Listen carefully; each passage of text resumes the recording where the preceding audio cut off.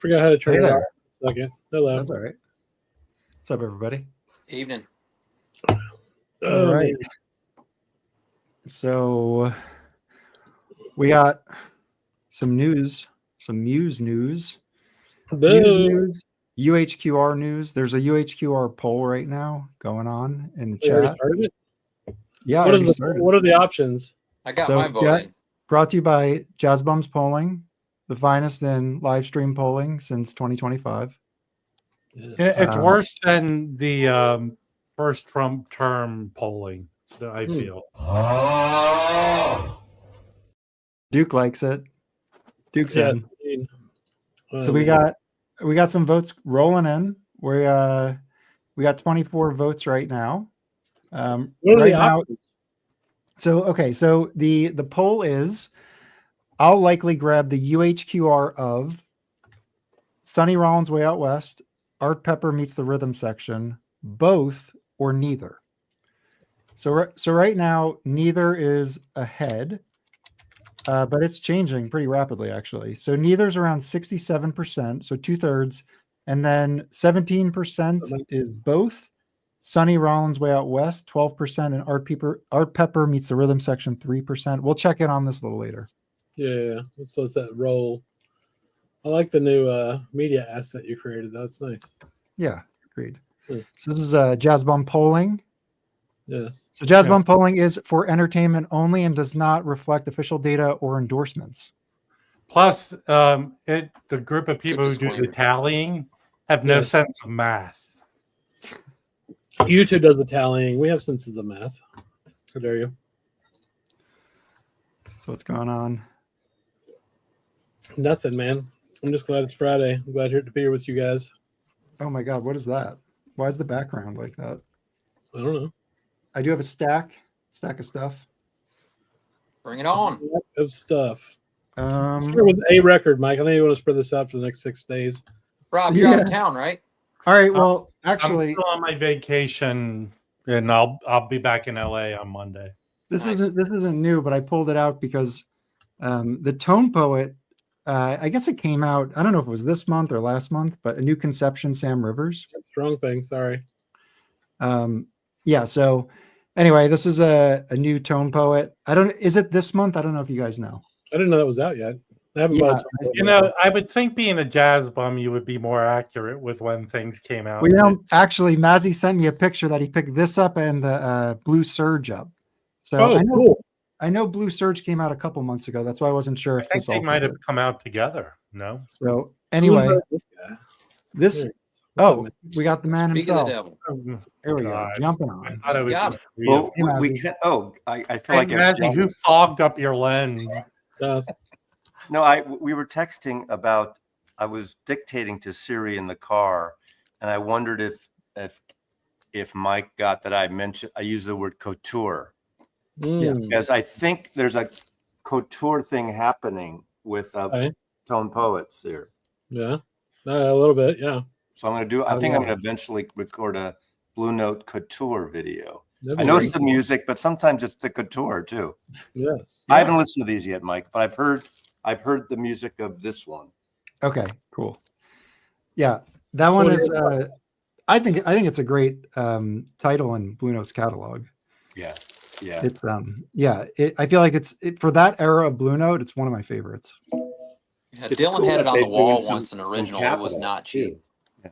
You know what's funny about that Capitol, Mazzy? We actually did a video when Joe Harley told us that they were going to do some Capitol releases. So we did a stupid video where we just like randomly guessed what they might be. That was the #1 choice, but that's like our most viewed one of our most like top 3 viewed videos for some reason. I think this is an amazing cover art. It is. Make it big. Like, look at that. I mean, I love the graphics on this. What year is this? 58. That's got to be 56 or 57. 56. It's 56. Yeah. Who's the photographer? I got to see who the photographer is. It's probably a Capitol photographer. It doesn't even say here. I'll have to look later. Maybe I'm missing. So Sonny Clark's on that. Who else is on that? It's so funny. It's Leroy Vinegar on bass. Okay. It's Philly Joe Jones on drums, Serge Chaloff, of course, baritone. There's no R. It's There's no Chaloff. R. It's Chaloff. Yeah. There's no R. Chaloff. Then Charloff. there's no R. There's no R. God damn it. It's not Charloff. It's a Listen, Robism. you would think a guy named Norman Maslow would know how to pronounce it. It's more like no man. Okay, no Yeah. man. It's Chaloff. Chaloff. Okay? You know, yeah, Sonny Clark. the Rob's- jazz world is littered with sad stories, but his story is very sad to me. What is his story? What's his story? So he got bad. He was young, got really bad cancer. I want to say it affected his spine or something. Okay. His last years, he was playing in a wheelchair, basically. Well, when you're like fucking carrying a baritone saxophone.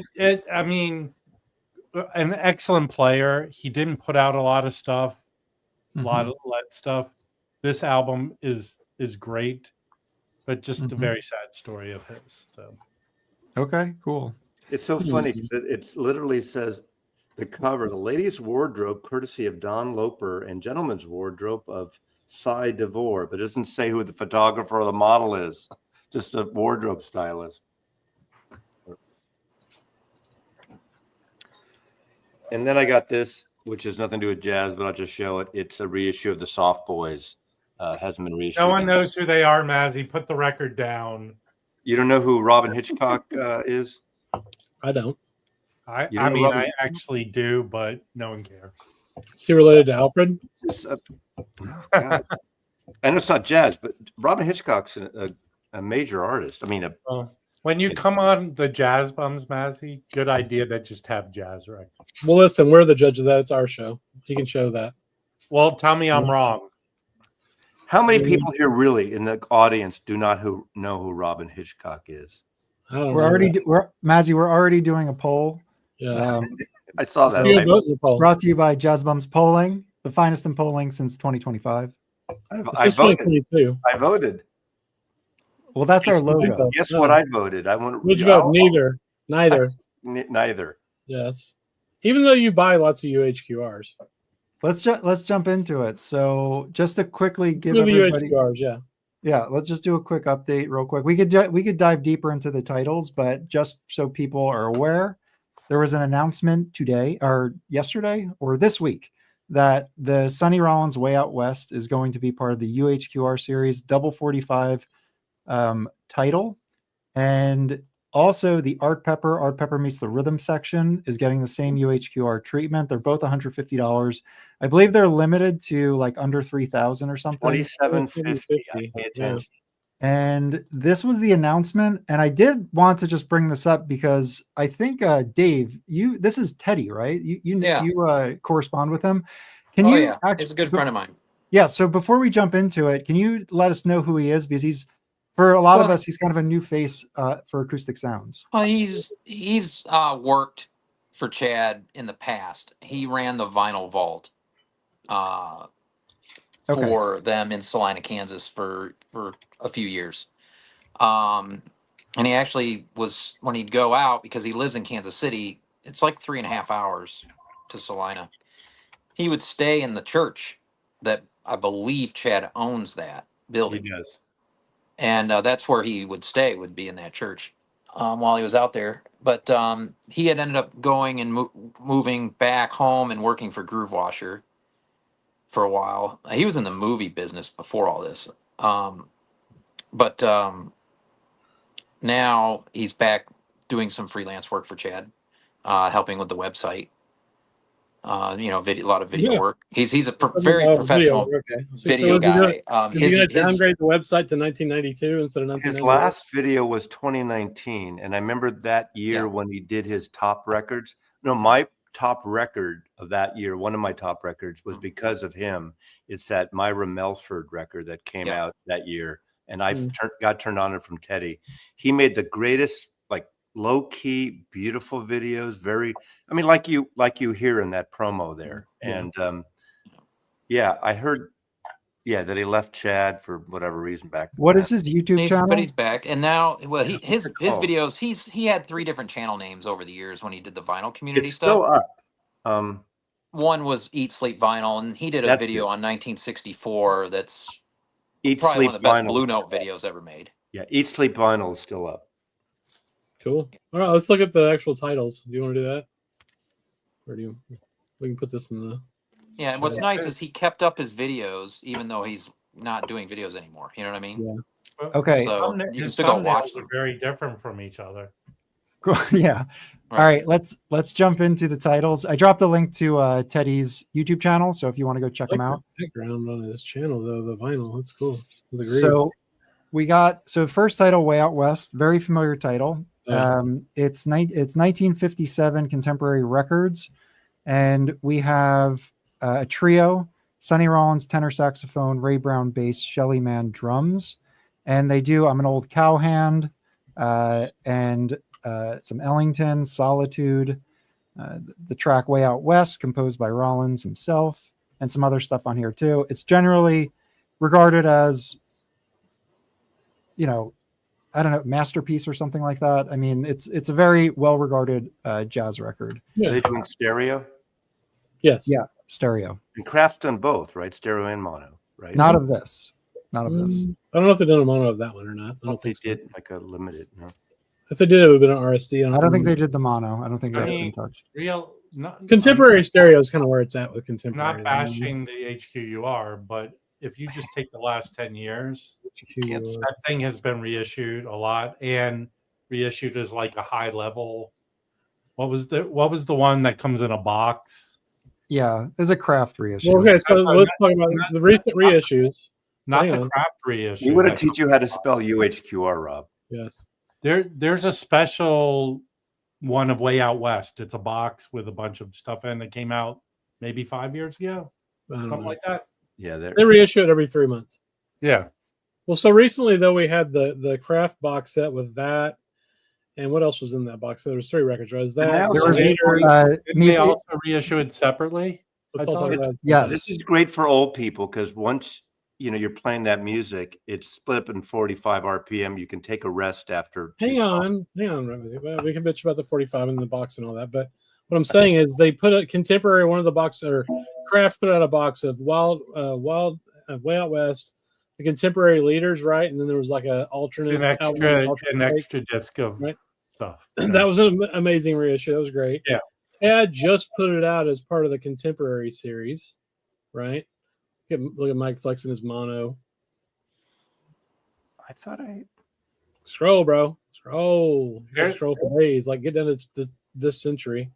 I want to see if I have. Maybe I don't have it. Select You're muted, vinyl. Mike. Yeah, Sorry, I was select- muted. I don't know if the box is going to be a part of this because Well, this the I think list is just a single. Well, I have Yeah, it. so it's been reissued. It's a that. record. You can get a copy. You can get a copy. But the way I look at it is UHQR is a series, and I don't think it being available factors into the decision making. I Not just at feel all. like Chad just wants to elevate Oh. certain titles, and that's what he's doing. And I Right. actually, for viewers of the Jazz Bums, we have spoken about that. We predicted he was going to release this Sonny Rollins and the Art Pepper UHQR because we know like that he's reissued it in the past, that he thinks fondly of it, and it would just make sense with everything else that's a part of it. So, it's not a surprise at all. Well, actually, Jeffrey just mentioned it was also an East Electric Recording Company. There was a version of that. They probably did the mono, but so then you got this. What is this? A 45 or? No, Is this is 33 that Chad did many years ago. Yeah. This is mastering Doug Sachs, Yeah. It's 1992. Oh wait, is the H whatever is that Doug Sax's stuff or is it a new one? I don't know. Let's look, Mike. What does it say? It's got to be new. It's 45. They haven't. I don't think they cut 45. Okay. I mean, you could have done both. So I think Analog Productions 92. This was one of the first titles he did. Analog Productions number 2, Analog APJ 008. So it's the eighth. That's what I got. It's the 8th title that Analog Productions reissued, and they used to use this logo, this label, and then they gave it a different catalog number. How much can I sell it for, Mike? So let's see. Wow, there's 54 copies Yeah, online. it's worthless, Mazzy. Break it in half. Holy smokes! All right. Well, in the United States, the cheapest one is $90. There you go. So it's not worthless. I would sell it now if you're going to sell it though. I'm not. And I that don't and, need. I don't want On the to. whatnot. and if you look at past sales, people Yeah. are buying it. There's been a number of sales this year. 6. You know, Kraft is going to put it out eventually. They always They have. 33, They have. Just They did. have. They just did, Mazzy. Come Yeah. on. but they only did the. I mean, the mono. You said okay. I have this one too, and this is an old. This is That's the OJC, right? It's not an OJC. Oh, okay. I don't know Cool. what this is. I don't know.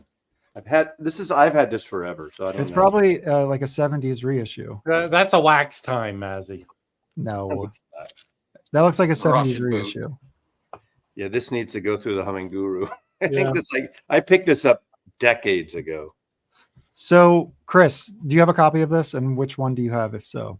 Yeah, I've got the box. That box. Yeah. I had so there's also a modern OJC like from 2015 or whatever, 2020, whatever. That sounds great. You can get it for $15. That one sounds good. But I got that box when it came out. Yeah. And then you got whatever the hell that is in 2018. I mean, it's been reissued a ton. Yeah. Yeah. Yeah, I had that 2020 one there. I didn't have the Newberry one. That's what that is. But same shit basically. Yeah. That's a. I mean, Who cut this? I'm one? not- Who cut that one? my take on these things that just came out is he has the rights to do them, so he's Yeah. going to do them. Yeah. That's the contract he signed. It doesn't Well, affect Kraft's 33. He's putting out a 45, Right. so he's going to do them. It's in line with how he's been reissuing all these records. Yep. So It'll sound We also, it'll sound great. when we talked to Chad though about UHQR specifically, he wants them to be like big records. He doesn't want to just put out random shit. So that's why he's putting out these things, which to These us, maybe kind of boring because we already have copies or whatever. But They'll Things sell that- well. These will sound incredible, and there is a segment of his audience, or that buy every single one. They like the wall of Yeah. yeah. So they're not going to stop. Halfway through or 2/3 through. They're already pissed off that they changed the box last year. Hey, look, I think this is cool. I want more jazz titles in the UHQR series. I feel like a ton of jazz titles deserve to have that treatment. That should be elevated. That should be like put on a special series. So I'm for it. I hope he does more. Put your money. great How many jazz do you? titles. How many do you own, Mike? I have the Miles Davis 33. So it's not you're all for it, but you won't put your money. Yeah, where we're your not. mouth I mean, I agree with Yeah, Mike. but I could still think support it and not have to. I don't. Mike only buys scratched up OGs that sound like Thank shit. you, Chris. Yes. The more records that come out, the merrier, as far as I'm concerned. Yes. There's always That's going to not be what you people. told me privately. I man. still think it's cool, and I bet you, like, I kind of want to get that Coltrane Love Supreme 45. The reviews are like stunning on that thing. I can tell you, Mike, I only own 2, the Miles 33.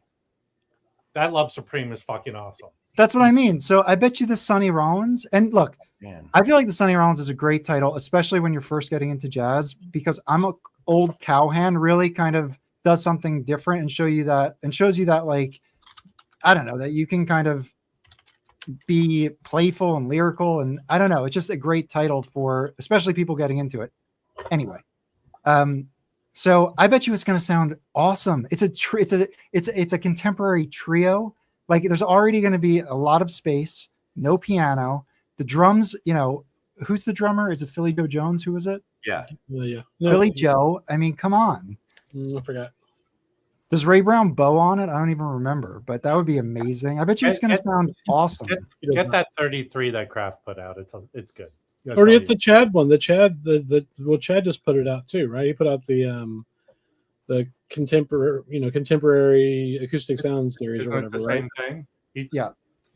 I mean, he put it out, not Kraft. I mean, no, he managed. it's man, Shelly Man. It's Shelly Man. Kraft. Drum. Oh, it's Kraft Shelly put it Man. out. Thank you, Jeffrey. Yeah, get it straight, Mike. It's Shelly Mann, not Philly Joe Jones. Thank you for the corrections. I mean, for people that are into UHQRs, these are great choices. They're Yeah, big records. I mean, so we talked about that one. How about the Art Pepper? Okay, let's do the Art Pepper. Let me just switch over to that. Art Pepper. Okay, so Art Pepper meets the rhythm section. Chris, who is the rhythm section? It's Miles's band, right? Yeah, so this is Philly Joe Jones. Yeah, so this is 57. So Miles' new quintet started in 56, and they did those 4 great records in 57. So the rhythm section that's being referred to in the title is Miles' rhythm section with Red Garland, Paul Chambers, Philly Joe Jones, and then Art Pepper to for the quartet, to round out the quartet. They're doing, Cole Porter. They're doing like some show tunes here. Yeah. They're doing Burke's work, Dizzy Gillespie. So they're doing a bebop tune. And this is also regarded, by reviewers and, public, people, that this is core collection, a great title to have. I actually think I have 5. I think I have 5 copies of this album. I have the You're a big Art Pepper guy. You're a professional flipper, Rob. No. Yes. I just from me. Well, I didn't get the. That's not a bad thing. I'm just saying. Oh, hold on, you piece of something. I didn't get the 5 copies thinking I would flip them. I actually have an OG mono. I have a early 70s stereo. I have the mono they put out for Record Store Day. I have the Chad stereo, and I have one other one. I just have a lot of copies of it. It's not a hard record to find, but thank you, Louis. The ones that came out are excellent. That came out recently. The mono one is excellent. Which one? Well, you're a big Art Pepper guy anyway. Yeah, I'm a big Art Pepper guy anyway. Mazzy didn't say that because he doesn't know anything personal about me. Yeah, but we will agree this is a good record, but it's not peak Art Pepper by any means. Yeah. Also, I do want to point out something that I forgot to previously. So if we go back to the Sonny Rollins and we go all the way to the top to look at the first pressing. So Contemporary Records in 1957 started experimenting with stereo. So 57 is the year when stereo becomes pretty much, they start bringing it in to be standardized. And Contemporary Records did that in 57. So you have the mono here. If you look at the mono cover, it says Sonny Rollins Way Out West. Contemporary's in the top right corner. Has the yellow label with the deep groove. So that's how you know it's a mono Contemporary, because it's got the yellow label. Now, when they put this out, this is one of the first stereo titles they did. So they didn't actually put it out under Contemporary Records. They put it out under Stereo Records. So this is the Stereo Records label. It's essentially a similar thing, but you also get this stereophonic 2-channel disc recording, and it gives you the Westrex information for stereo disc here. And they're really kind of talking about the, all the kind of recording details, the cutting system, etc. That you have to use a stereo cart, how wide the stylus ought to be, and all that kind of stuff. And it's black label, Deep Groove. I have not seen that label. That's crazy. If you look at the cover, it says Sonny Rollins Way Out West in stereo. So they add in stereo to it. And at the top right, it says Stereo Records. So the first stereo pressing, this is what it looks like. How many titles did they do that with, Mike? They only did it with like a dozen, maybe even less. So another one they did was the Art Pepper meets the rhythm section. It's just a kind of a cool point. So this was also put out in 57. The original's the mono.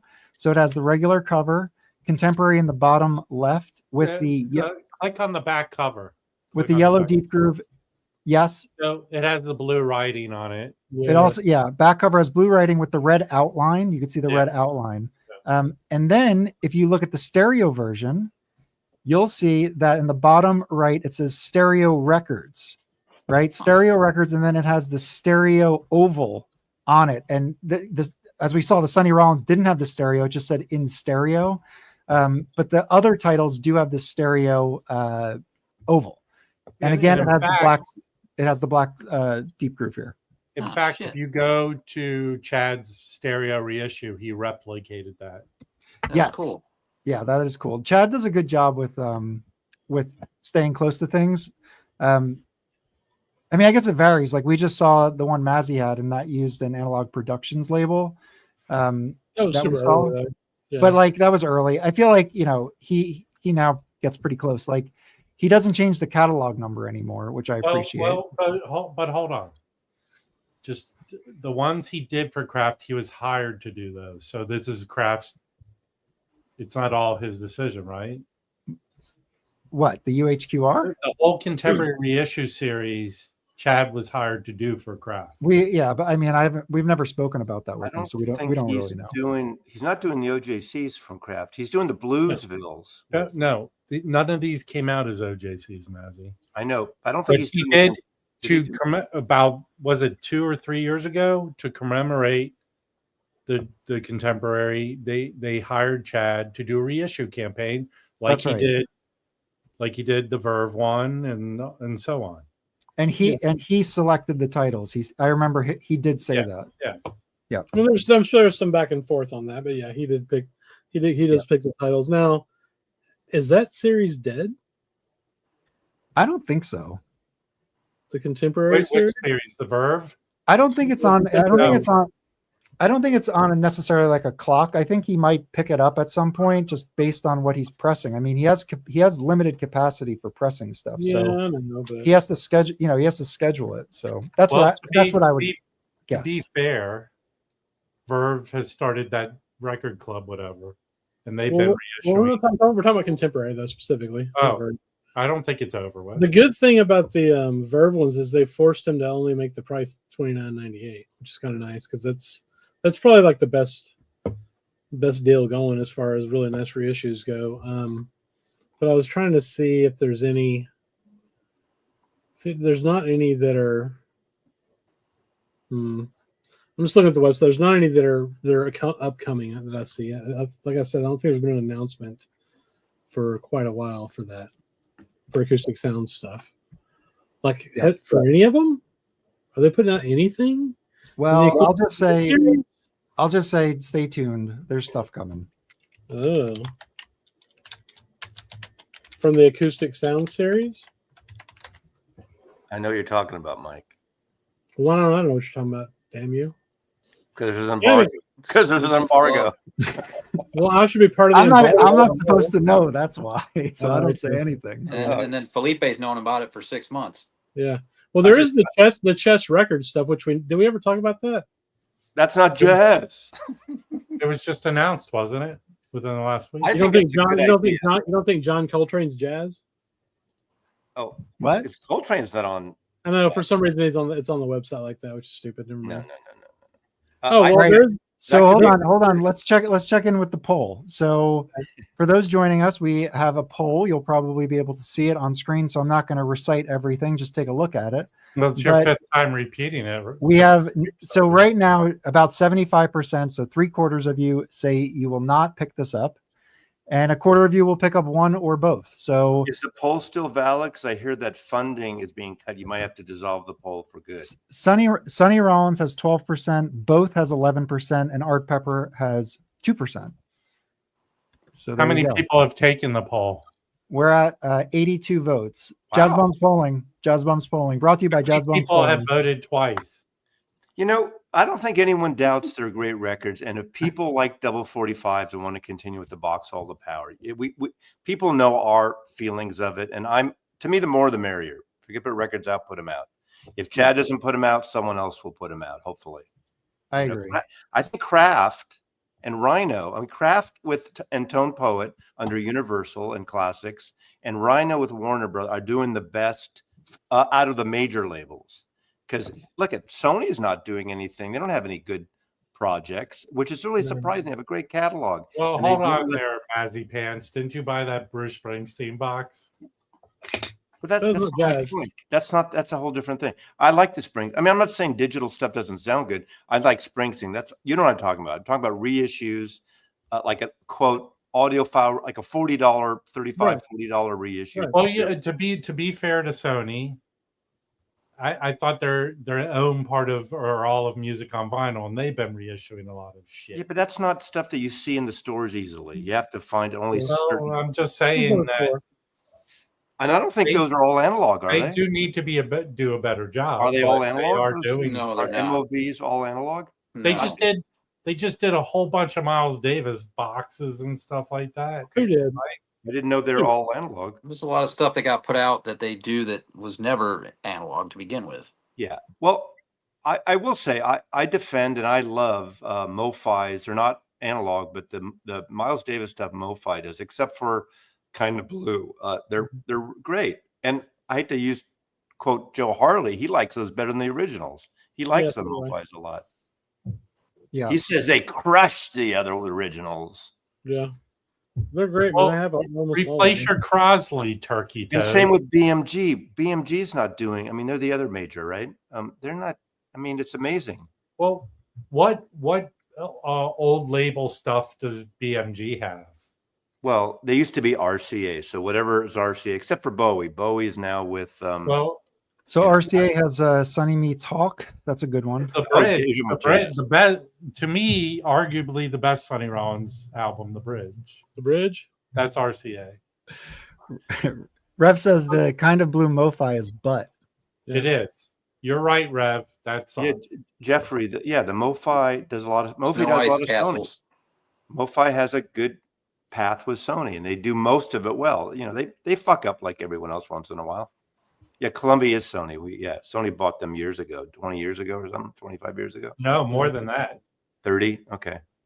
It's More a lot. than that. Oh, well, okay.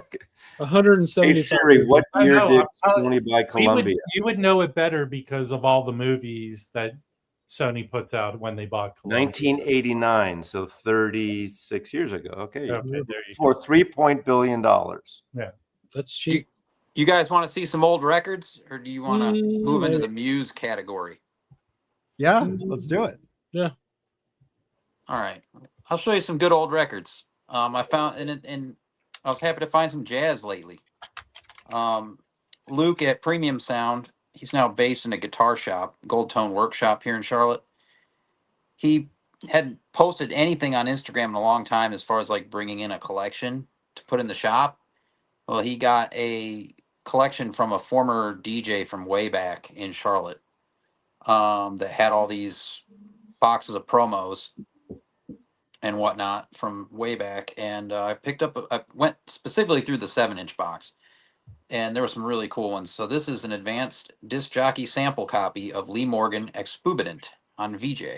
Oh, very cool. That's From awesome. 1961 original. Well and it's done. got the song Just in Time on the B-side. Nice. And I don't have this record. It's one I've never picked up. That's a tough one. Yeah, and I think it got a reissue recently. The No, album- here's Lee Morgan. Yeah. Got to reissue that one. I feel Oh. like we'll probably get ignored. for Oh, whatever really? reason. Wow. Okay. Well, I dug this. I dug these tracks. I thought they were really good. Yeah, for sure. It's not. It's Isn't not, like Wayne? Isn't Wayne timely. Shorter? Isn't Wayne on that with him? I think he Might is. be, but I don't know the lineup. It doesn't tell me the lineup. But it was good. Okay. And then this one was $4. It's on Prestige, and it's I think from '57. It's Sonny Rollins Quartet, St. Thomas, Part 1 and 2. What? And this Oh sounds my sounds gosh. incredible. Oh Now, my it was- gosh, that's awesome! I put up a little video of this being Fuck played. yeah! So there's a YouTube short on my channel. It's already got well over 1,000 views, which That I don't definitely really pay that- attention to views, but that was kind of crazy. But it sounds incredible. These 7 inches. Now the thing was, he marked it $4 because he saw a tiny crack Uh-huh. in it, and Okay. he test played it, and he said, Dave, there's this little crack, but if you got to look really hard to see it. And he goes, it plays through it. He's like, and so I took it home, played it, and it's fine. It plays So- incredible. For people watching, St. Thomas is the first track on Saxophone Colossus. It's the famous Sonny Rollins tune. So Yeah. that should have RVG in the dead wax of that little 7-inch. Did you check? I don't worry about things like that, but I Well, imagine it does. It should. Let's look just for shits and giggles. Take a look. There's something in there. Hold on. It's hard to see. Yeah, it's RVG stamped. Yeah, for sure. Yeah, and this other one will be also. I have so the other one I got, this one's from So the Saxophone Colossus, obviously that's a 12-inch, but that's like a $3,000 record. And that's, that's very Here's- cool that you got that. this one also, Tuning In, Part 1 and 2 from Coltrane. Okay. Well, wait a second. That's Or Training In, Is a sorry. $3,000 record. Saxophone Colossus OG? Oh, the record. The record, yeah. Okay. But But this is but he has an original 7-inch RVG. Anyway, it came out the same year. That's Yeah. same year. I don't know Dave, what these go for. you've been touched by the Lord on your shoulder. Anyway, that's great. I would love to have that. This one's Training In, Coltrane. This sounds really good. This is Red Garland Trio. So Red Garland on piano, Paul Chambers bass, Art Taylor drums. These are great sounding. I've got some other Coltrane with the same Prestige label that I got at a convention here. Yeah, Training In, I believe, is on the. It's like John Coltrane with the Red Garland Trio, and it has the black, white, and red kind of abstract cover. It has a great cover. Oh yeah. I'm pretty sure that's the title track of that one too, which So that is also a pretty expensive record. Yeah, so those are the three I pulled out of the jazz part. And then he had some blues in that box too. So I grabbed this one, and we were talking about Teddy earlier. He wants to trade for this. This is John Lee Hooker Hobo Blues on the A, and nice. Crawlin' King Snake on the B. This is pretty rare 7-inch VJ on VJ from '59. I want to say the year on that. I think that's the year. Yeah. So that's a good blues one. Let's see, jazz. What other jazz I got here? This was a big one because I dug through I hadn't gone through the whole jazz used section at Repo in a while. Just because I didn't look like it had turned over much. But this was sitting in there because they have a large section of Lester Young records, and so this was in there, and it was $8. The Prez and the Bean, original Savoy, I think from '53. Cool. Very nice. And it was $8. It's VG minus at best, maybe even a little worse than that for wear. But it plays through. It's got some surface noise. But it is an original microgroove, 10-inch. The only copy I saw on Discogs was going for $300 after shipping. And I was like, $8? That's going home. Yeah. So that's that's from 1953. Side 53. Side A is Coleman Hawkins. Side B is Lester Young. Yep. And the session dates, it has one session date from 44. So 44 is right when the strike ended. Yeah. So there was that recording strike that happened from 42 to 44, and then the bigger labels in 45. But anyway. This is some swinging stuff. Now, the one track, it takes a while for the sax to come in, but when it does, it takes over. I mean, these guys jam on there when they're allowed to. And then you got this was in the new arrivals. This was under $10. Is Joseph Bowie and Luther Thomas, the St. Louis Creative Ensemble. I can't figure out what you're doing to me. It's got Charles Bobo Shaw on drums. This is on Moore's Music from Germany. So these have never been reissued, these records. Jeff Gilson from France recorded this in Paris in '79. So this is some good stuff. Luther Thomas on alto, Bowie on trombone.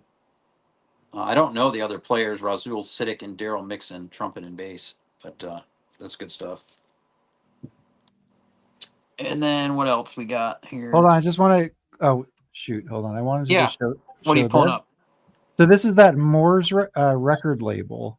So I just wanted to kind of because I'm not really familiar. I've seen that little blue triangle. Just as a side note, they still have an active site where a lot of these records are available. Yep, that's true. And they actually became Moore's Music because they were sued for their original title for the label. I think it was maybe Ring. I've recently ordered a bunch of stuff from them, and cool. You can. I'm gonna drop a link to this. How's their service, Rob? Music site. Ordering and shipping is fine. Reaching back out to them, they didn't respond to me. I had one issue. Mm-hmm. But the records are cheap. Look how much they are. Yeah, they're $17. Yeah. Oh, so kind of similar to Cadence. I don't know if these are dead stock and everything, but yeah, look at all that Odeon. That's a great record. I have that one, and I have the Fred Anderson. Well, it looks like they put up a lot more than I did in order, so I might go back. Cool. Wow, that's very cool, man. I didn't know they had the site like Cadence does like that to get back stock. Very cool. And then I've got two left.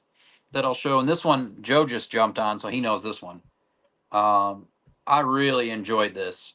This is on FMP, Tune Boots, from Schweitzer, Carl, and Maholo on FMP from Oh, cool. 77, released in 78. Rudiger Carl goes crazy on the sax on this. The side one is a side long piece. It's some great free jazz. I mean, I'm really digging this one. So what's the Schweitzer deal with passed the away cover? not too long ago.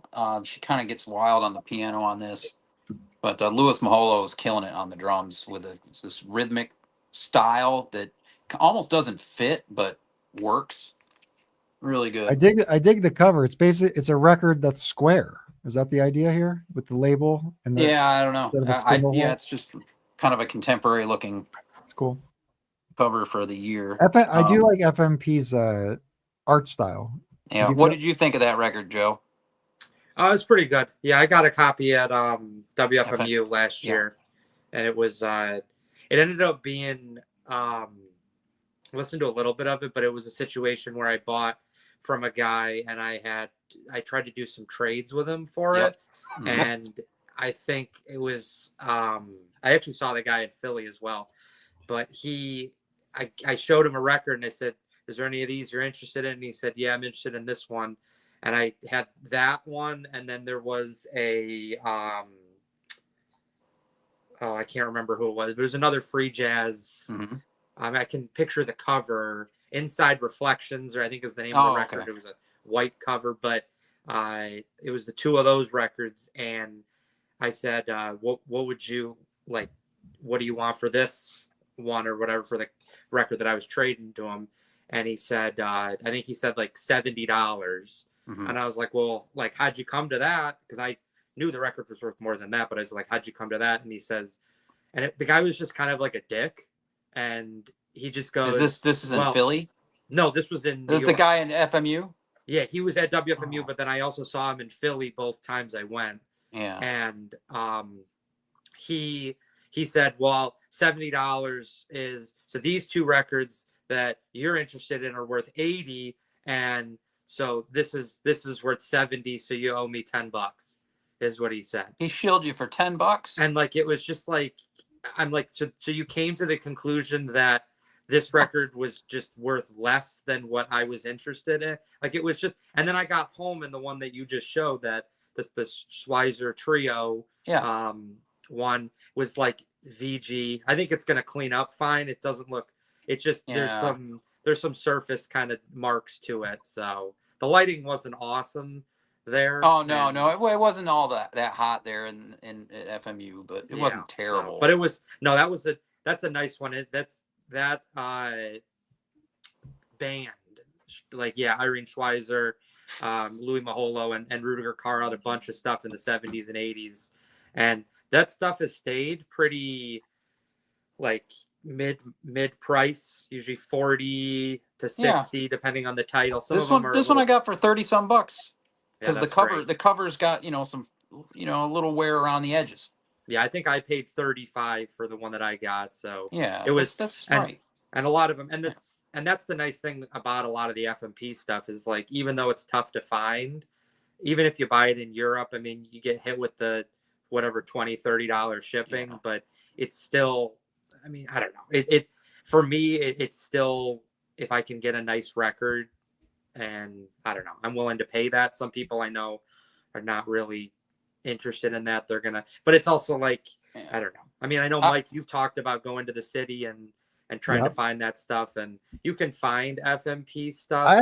I found a really cool free jazz title, and they did have an FMP Schlippenbach, but I left it because I already have one, but I can quickly show that. So Yeah, there you go. Go ahead, man. I know went the one in- you got was one that I was so apparently, for too. I don't know. I mean, apparently this is a pretty significant record. It's a French trio, 1969. It's called Safari, and there aren't that many copies of it. Let me just look at the notes here. So it's 69 in France. It won the Prix Django Reinhardt Prize in 1969. Michel Roques, 10 tenor sax, flute, and he's the leader. Benoit Charvet on acoustic bass and Franco Mazzenci on drums. And they're mostly Michael Roquet's compositions. It's considered a landmark in French jazz, and it's this player's peak playing. Hey, Mike. Yeah. Fred Big Star 1000, if you know his channel in Australia, he's in Melbourne. He's a Frenchman that lives there. He's always talked highly of this group. Okay. Yeah, I think this might be their first title together. It's on I guess Homer. And You don't it's see cool. that often. Yeah. No, I mean, I was just flipping through, and you guys know I'm into trios. So I saw this. It looked like, I don't know, just an interesting group. So I pulled it up, sampled it, grabbed it, and then was kind of pleasantly surprised to see that it is kind of a really cool, rare record at the same time. It only cost me $70. So I thought that was pretty fair. What was it? What's it like? So I have to listen to it more. I'm trying to remember exactly how it sounds. The recording itself, like the pressing itself, I remember there was a little bit of noise on it. It looks clean though, so I think that's just how these pressings sound, and it's like, I mean, I guess you could say it's free, but it's not like wild like a FMP Schlippenbach in any way. I would say it's more like avant-garde, I would say, than free. So there's still structure. There's a lot of playfulness. He's multi-instrumentalist on this, so he's switching around. Stylistically, What year, Mike? 69. Yeah, so it's not. Yeah, you're still in the 60s, Early. so it hasn't really pushed the envelope. Is yet. it like a lot of like the Michelle Portal records? Not the one that you and I have, Mike, but no, yeah, it's not like that. But like, do you know if it's like the other ones where like, is it? Yeah, I would say it's different because it's stripped down because it's a trio. So right. I feel like there's just a different feeling for the whole thing. But anyway, I'm probably going to spend a lot more time with this and do a write-up. This is definitely a contender for a Substack article. I think there's enough interest here, and I don't think it's been covered that much. So I feel like there's a nice opportunity to check this out. So I'll probably end up doing a deeper dive on this on my Substack, and you can subscribe to my Substack. It's in the description below. So there you go. It's not free, man. I looked. It is free. Have you guys? Now I may have showed you. Mazzy, you showed that 2 weeks ago here. Who cares, Rob? Shut up! Don't make me kick but you. he did. You showed that Rob. 2 weeks ago here. Rob, have you ever seen any? You showed it on my stream. You showed it on your stream. Have you ever listened to a record more than once? Yes. And you have different audiences. You talk about similar discussions anyway. But you showed it to this audience. The reason I'm showing this, I'm believing. God, you're so a dick sometimes. How am I? This being is a dick? follow-up to Mike. Hold on. Hold I am jumping in right now. I do not want any bickering on the stream. I'm serious. I will just shut it down. I do not have any time for this. I'm here to have a good time. If anybody starts with anybody, we're shutting it down. Interrupted you because I really had a great week this week, and I just don't want the vibe to get messed up. So we're chilling out. I swear to God, I will shut it down, guys. So just don't do it. Mike, the reason I were you finished showing in your records, Mike? No, were you finished showing them? I'll jump back in. Well, I just wanted to bring this up because you were talking about this avant-garde thing, and this I had never heard any Ken McIntyre before this, so I'm talking about this on a different discussion level in response to Mike talking about some free jazz here and some avant more than free, I guess, and how Eric Dolphy brings it, but. I didn't know. I've never heard Ken McIntyre, I don't think. And the sound of him is really interesting. I mean, I'm not sure I'm there with it. It's not way out there, but he's really has a unique sound. In a way, Dolphy actually brings it back in a little more, I'd say normal, but more traditional with his flute playing compared to the tenor of Mazzy, was that originally on New Jazz? Pardon me? Yeah, that's a New Was Jazz. Was that on New Jazz? Yeah, this is OJC. This is an OJC. Okay. Yeah, New Jazz, right. That is a New Jazz record. This came out, I don't know, a few weeks ago or recently in OJC. But out of the two I got in this series, and I know I showed this somewhere, but I love this. and this is probably more traditional. Benny Golson with Curtis Fuller's trombone on here. Nice. Kind of really grounds it for me, and I love this. So that's all I'm going to say. I'm sorry to interrupt What you. label was the That's Golson? fine. The Golson was on Prestige, and Oh, New it was. Prestige / New Jazz. That is new. Yeah, that's new jazz as well. So How much are those going for? I'm thinking 38, 40. 40. I don't know for sure. I think they're cheaper than that.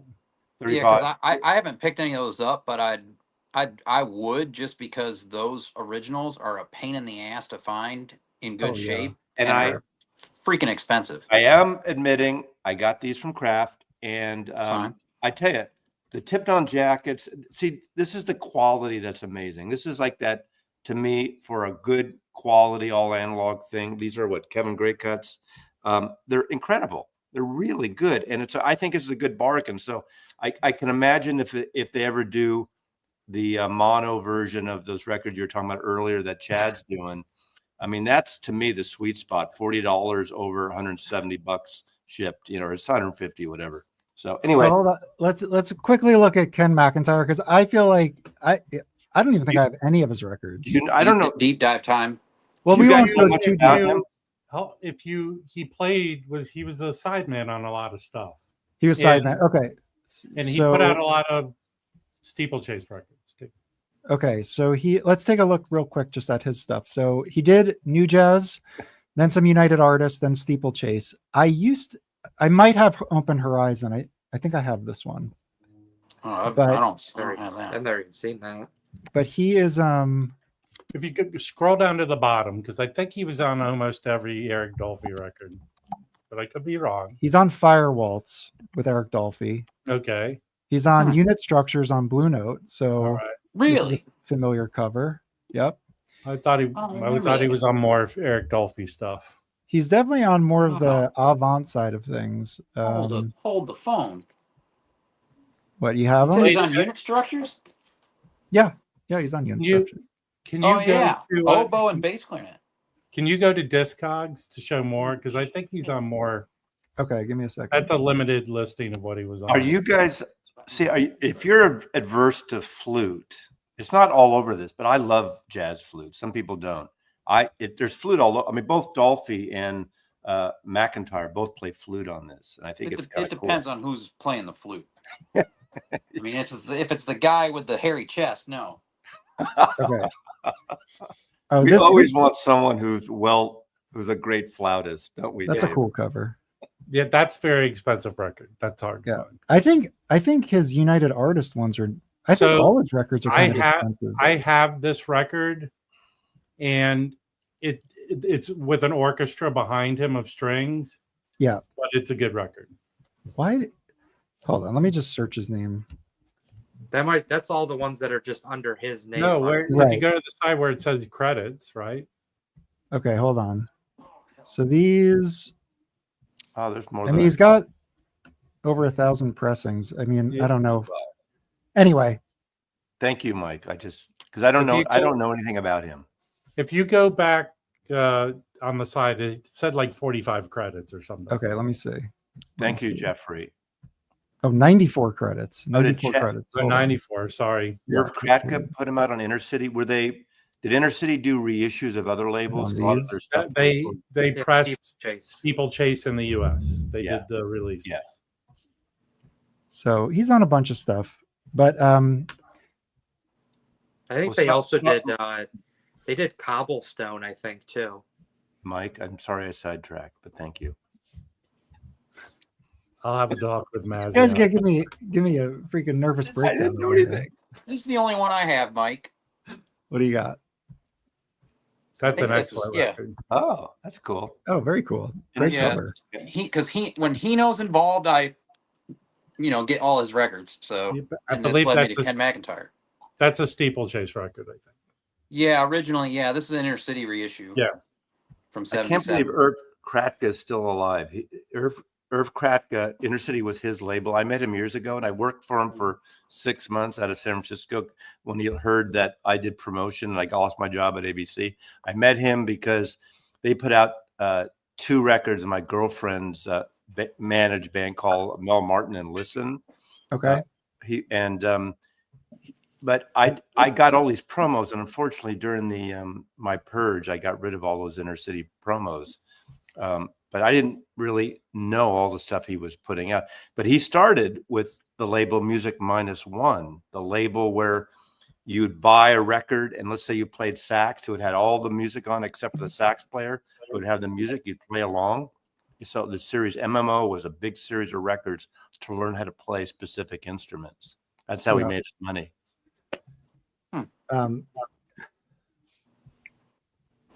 So do you guys want to see a shootout? I could do a really awesome shootout for you guys. Yeah, I shootout. thought you had a stack of records. I do. It's part of my stuff. Well, then, all right. Well, yeah. All right, let me show you the records real quick. So I got this a while ago from Jerosa Records. This is a Sonny Rollins +4. Okay. Oh. This originally had a different cover, but this is the Reed Miles second cover, which I like better. And this is a Japanese pressing from 59 or 60. The Discogs isn't totally sure, but it's 59 or 60. So this is a 56 session, and it only came out in mono. So it's an early Japanese pressing, and it's on this label. Is it Top Rank? It's Top Rank. So Top Rank, which I've heard really great things about. Yeah, So great. I picked it up and I thought it was a good sounding record, and it is a good sounding record. Now the recording of this session, actually the drums, which kind of is weird because Max Roach is the drummer, and it's a Rudy Van Gelder session, but it's the drums aren't recorded that well, but everything else sounds pretty good. So Is that's this the same record, Mike? Yeah, that is. that's the same record. So Okay. here, show everybody the original cover. This is the first pressing cover from 56. This is the 57 second press cover. I like your cover better. I have one from I the do too. 60s that has a different cover as well. Hold on, Dave. Hold that up. Hold that up real quick. So which one do you guys like? Mazzy, which design do you like better? Wow. I think I like the 4 better, even though I like that minimal thing on that you're holding. Yeah. But I think graphically, the red and I like that one that Dave has. Okay. Peanut Gallery, let us know which cover you like. This is the Reed Miles, and that's I like Reed Miles usually, but to me, it's a little more disjointed than usual. this. And the other one is Tom Hannon. You're the poll meister. Do a poll. We can do a poll. We're not doing a poll. What's the anyway, significant? What's the significance of the cover that you're holding, Mike? This is Reed Miles' design. No. But The design are those piano keys or what? I don't know. Probably. I would think It's so. probably based on that, Sheet but music. It doesn't make any sense if he's a saxophone. it's probably code. It's Well, I military. mean, it's not anything. I mean, that's not a piano, is it? I mean, I don't know. exactly. I mean, well, we know it's not a piano. If it reminds you of a piano, then that's something. It's +4, and they're more than one of those dashes, so I don't understand it. Hey, So I don't know what Max, sometimes a banana is just a banana. So anyway, so I have Is this that 19. IBM punch card? What year did that come out? I was thinking it's one of those like pianos that you could roll the tape on. Player pianos. So anyway, so the other day for $30, this came up and I bought it immediately. This is the 58. So this isn't the second pressing with the second cover. Right. It's the third pressing with the second cover. And you only paid $30? $30, and it's in excellent condition. Shit. So I A-B'd it. Yeah, same cover design. It's Bergen Field address with AB and RVG in the dead wax, right? Let me double check. Maybe there isn't AB. No, it's just RVG. Oh yeah, there is. There's AB in the dead wax as well. So it's an Abbey pressing and Rudy Van Gelder mastering version. So I A-B'd them. And so this is a 58 Van Gelder original metalwork, Abbey Studios. The other is Japanese Top Rank. They probably got like a tape copy. And this 58 sounds so much hotter and louder that I like it better. The Japanese is quieter. And I feel like with this style and how it was recorded, because the drums aren't really, they're kind of buried in the mix a little bit, that having it cut a little hotter and, whatever Rudy did to it, I do like the original pressing better. However, the top rank sounds really good too. It's just quieter. So I think those are still cool pressings to have. So I'm probably going to end up selling the Japanese one. Oh, there that's you go. that's a great record. All right, we lost Chris and we lost Rob. We're doing gangbusters here. So anyway, but I was really happy to get this. I'm It's sorry, like people it's take this shit too beautiful. seriously sometimes. It's really nice condition. You know, Yeah, I'm a fan- I don't see that version much out. I've never seen No, that. I've never seen it Yeah. either.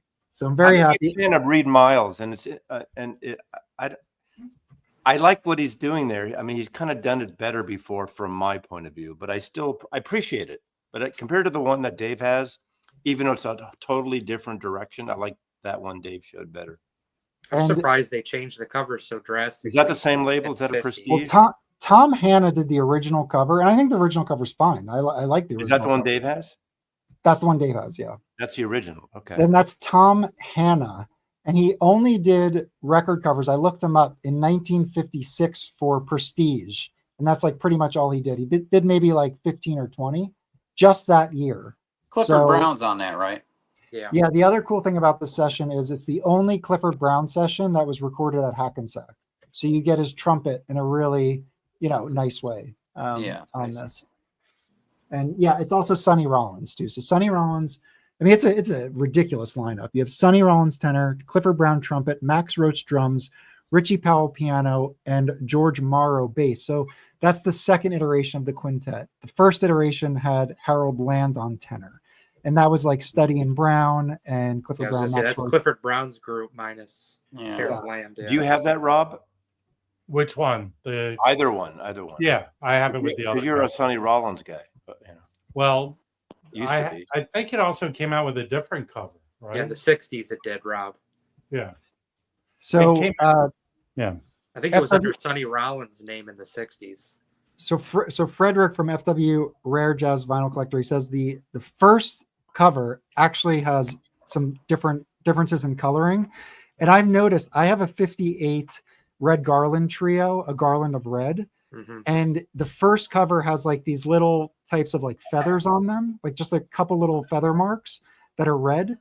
And my copy that came out in 58 didn't have those. So there is a slight difference in the first pressings and those 58 reissues. They did Yeah. make design changes. Oh, he's definitely correct because my copy's like the first OJC. It's not an original first. Yeah, I can. Prestige is crazy in the late 50s with the covers. I remember a few years ago I went down like a rabbit hole of seeing like the different nuances of the back cover.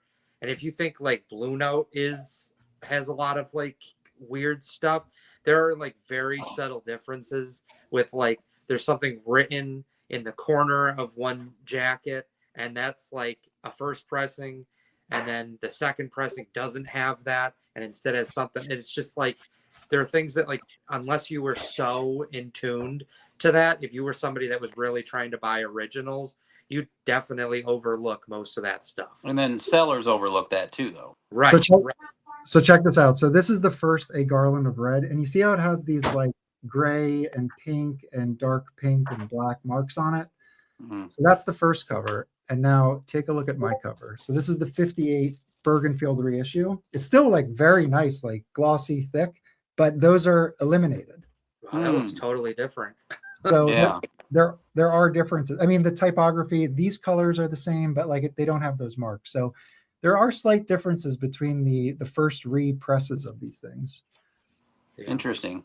In the jackets, at least. I mean, I think sonically, I doubt there's much difference. There's no difference probably between the New York City and the Bergenfield. Yeah. Especially in the I mean, 50s. Once you get into the 60s, I know we were talking about New Jazz before.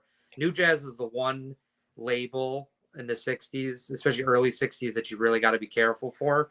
Yeah. Because you think that like it's not a budget label. It wasn't like Status. And so and you think that you can like just buy it, but you can still pay a lot of money and be absolutely screwed because once you got past like 62, there was a large amount of that was recycled. So, yeah, I've had a few of those that are. and it sucks too because I know we've talked about the fact that like somebody could have a copy of a record, or two people could have a copy of a record, and it was the same version, and one of them is recycled and one of them isn't. Mm-hmm. And it's just, yeah, I mean, And I thought there were things that, because again, when I first got into that stuff around the pandemic, I remember looking into like something, I think it was on the London Jazz Collector website that pretty much had said like, if it has the AB in the dead wax, the Abbey Record Manufacturing pressing plant, that's usually a sign that it's not going to be unrecycled. And I know, Rob, you've said like you found stuff that's got the AB and it's on recycled vinyl stuff. So I have ABs that sound great, and I have ABs that sound bad. So there's like, it would be great if there was some line that could be drawn with that. And that's like like that indication on the cover, you know what I mean? Like you're saying, like, you know, that'd be nice. I had an experienced record collector seller dude sit down with me and explain to me that mainly it's about you looking in the dead wax, and if you could see the little sparkles, you can see that specs, then your answer is that's recycled vinyl. Right, that's right. Yep. Yeah. And I've had like Prestige with the fireworks label, with recycled vinyl, with AB. So like, you know, the consistency and the rules aren't. You do really have to look. You can, if you look at the dead wax, it is difficult to see, but if you look, you can see it. But you have to. The big thing though is, Mike, is you have to know to look for that. And if you're somebody that's new into jazz and you're like, oh, I'm at a store and I see this 60s reissue of a record that Jazz Bomb Mike showed, and I love Jazz Bomb Mike, and he's not gonna, you know what I mean, steer me wrong. And then you get it home and you spent $30, but it, you know what I mean, it sounds like Rice Krispie treats. Like it's not like, you know what I mean, you're wasting your money on that until you, and that's the thing that's hard about collecting 50s into 60s jazz records, is like you can just go at it like, I'm just gonna find whatever I can, but you really can be screwed with if you don't really, you know what I mean, learn these types of things. I picked up 4 Prestige Jazzland records this week. Oh, nice. And wait, no, that's Riverside Jazzland. I mean, Prestige. Jazz. I picked up 4 Prestige records. Okay. And yeah, you got to really look at in the dead wax when you pick them up. We have some. You got to walk in and show the Substack, Mike's Substack, and say, "I want this record," and I get 10% off. We have some serious deep collectors, OG collectors here. So Frederick says on the Prestige, to be more detailed, the first also has a framed cover, which is the little like around the edge. You can see like the cardboard pop up over the laminate. And then it has the 446 address on the backside, not 447. So the address is also different on the back. Now, is that a mistake, or did they move across the street? No, they moved. So after a certain point, it moved to 447. Right across the street, obviously. And then we got Rich from Deep Groove Mono, who says, doesn't the small ring in the middle of the pressing tell the tale? So let's take a look. Oh, like that indentation that's in the... I did hear about that too. That was something else that usually was a sign that it was AB, is if it has that kind of pressing ring, especially with the new jazz titles. Oh yeah. So you see the indentation. Yeah. Little pressing ring on the center of it on side A. It is not. I don't think it's on side B though. So I guess it's one side. I don't know if it's always side A, but yeah, I don't know if it's always on. But that could be another thing to look out for when you're trying to decide what to get.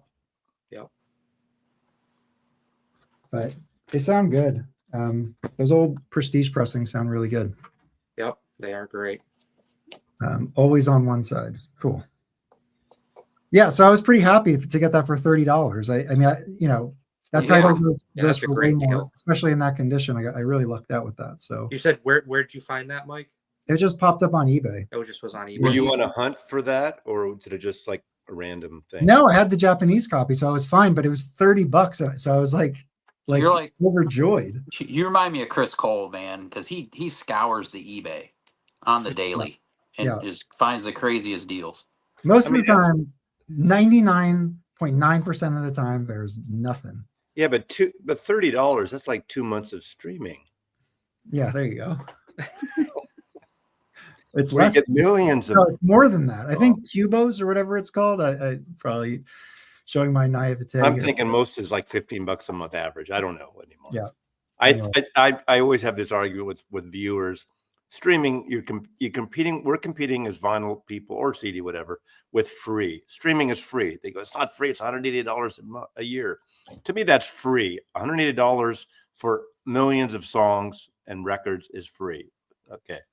Yeah. What do you think the crossover between people who know about the early pressings and the UHQR pre-order people? What do you think is there any crossover between the two? Or is it just two totally different? I think there's collectors? crossover, but You can do both if you want. I almost wanted to make a little. Depends on your gear. Well, hold on. I can actually tell you there's no crossover really, because most of what Chad puts out is not jazz. So how's there a crossover? Well, not just with Chad, not with Chad. Well, I'm just saying how many he's put out relatively a small amount of jazz titles. Don't you think they're mostly rock or there's some classical? So it's really not a legitimate thing to say there's crossover. So let's go to the poll. We have some data here. So we're going to end the poll now, but we are close to 120 votes. So well done, everybody. Good. And 76% will buy neither.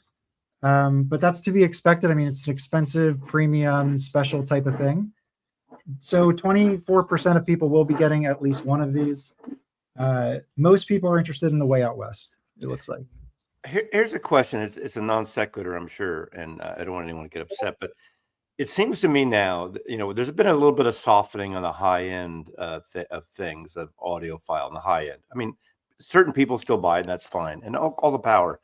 But there was a lot of rock people, older people too, and younger, but who got into jazz during the pandemic just because.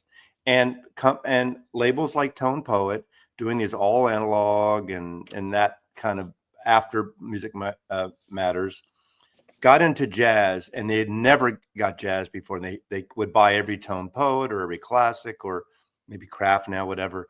It seems like some of those people have either fallen back off the jazz bandwagon and are starting to sell some of those records. We know our friend Harry bought like 50, 100, whatever it was, and he's starting to purge his jazz. He's a rock guy. And I'm not saying it's a bad thing, but I think this is a real thing, don't you think?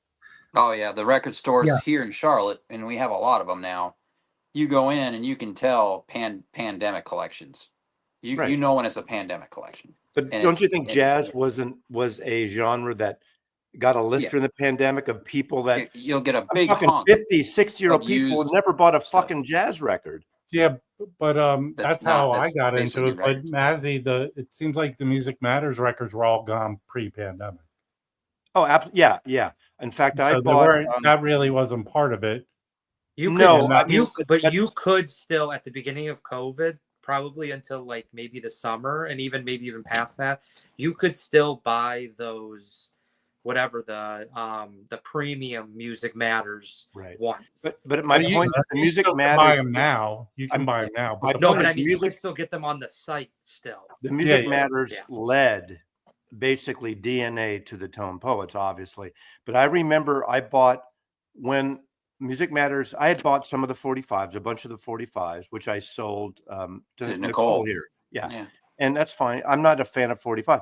But when they first announced, remember, they announced that 33 series. I think there were 9 or 12 of them. I forgot, whatever it was. And you could buy them for $699 for the whole batch. And I bought them. I bought them like 8 months after they announced them. And I bought the whole package of 12, whatever it was, records in 33s because I'm, and then the next year when they announced the next batch, that was the last year, I bought them right away. And those sold quickly the second year. The second batch sold really fast, but the first batch was available for 8, 9, 10 months almost as a batch. I mean, you couldn't buy them all individually because I think they had so many batches. And then once certain individuals sold out, there's only certain ones you could buy because they kept the batches, I guess you'd call them, intact. Well, I know pre-COVID, I think it was the only record I bought, but when I first discovered acoustic sounds, one of the first records I saw was Jackie's Bag, Jackie McLean, and it was a like 2005 or 2006 classic records pressing. I mean, and this was 2019, and it was still available on the site because like, yeah, I mean, I think you're right, Mazzy. I got into jazz like summer 2019, and I discovered, I just kind of went down the line of like, I really liked guitar. So I discovered Grant Green, and then I found Kenny Burrell, and I just happened to be on Discogs, and I saw, well, there was the introducing Kenny Burrell Tone Poet that had come out like It's perfect. the spring Perfect before, timing. right? And But so you I kept discovered up. You that. kept with it. See, the thing is, it's not No. not a criticism to someone no.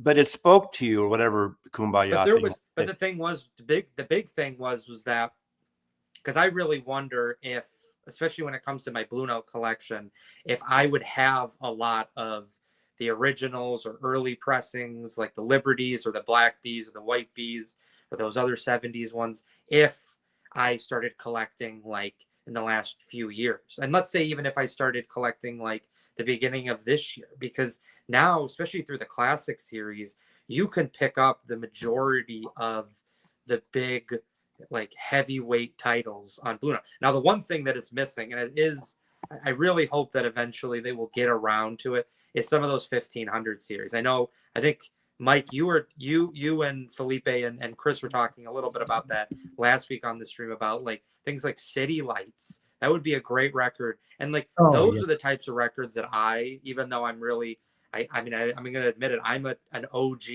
person. I buy Tone Poets of records that I deem either going to be thousands of dollars. I've never seen them, and I'm not going to wait 5 years for them to just happen to show up somewhere. I'll buy those Tone Poets, or I'll buy those. I bought Soul Station, and that's one of the best classic series records that I've heard. I mean, whenever I pull out a classic series and put it on, I'm always happy with, like, yes, even like the feel of the record. It's like, it feels like it's 190 gram, give or take. Like it's a nice, like thick, it's a good pressing, Kevin Gray from the original tape through his chain. And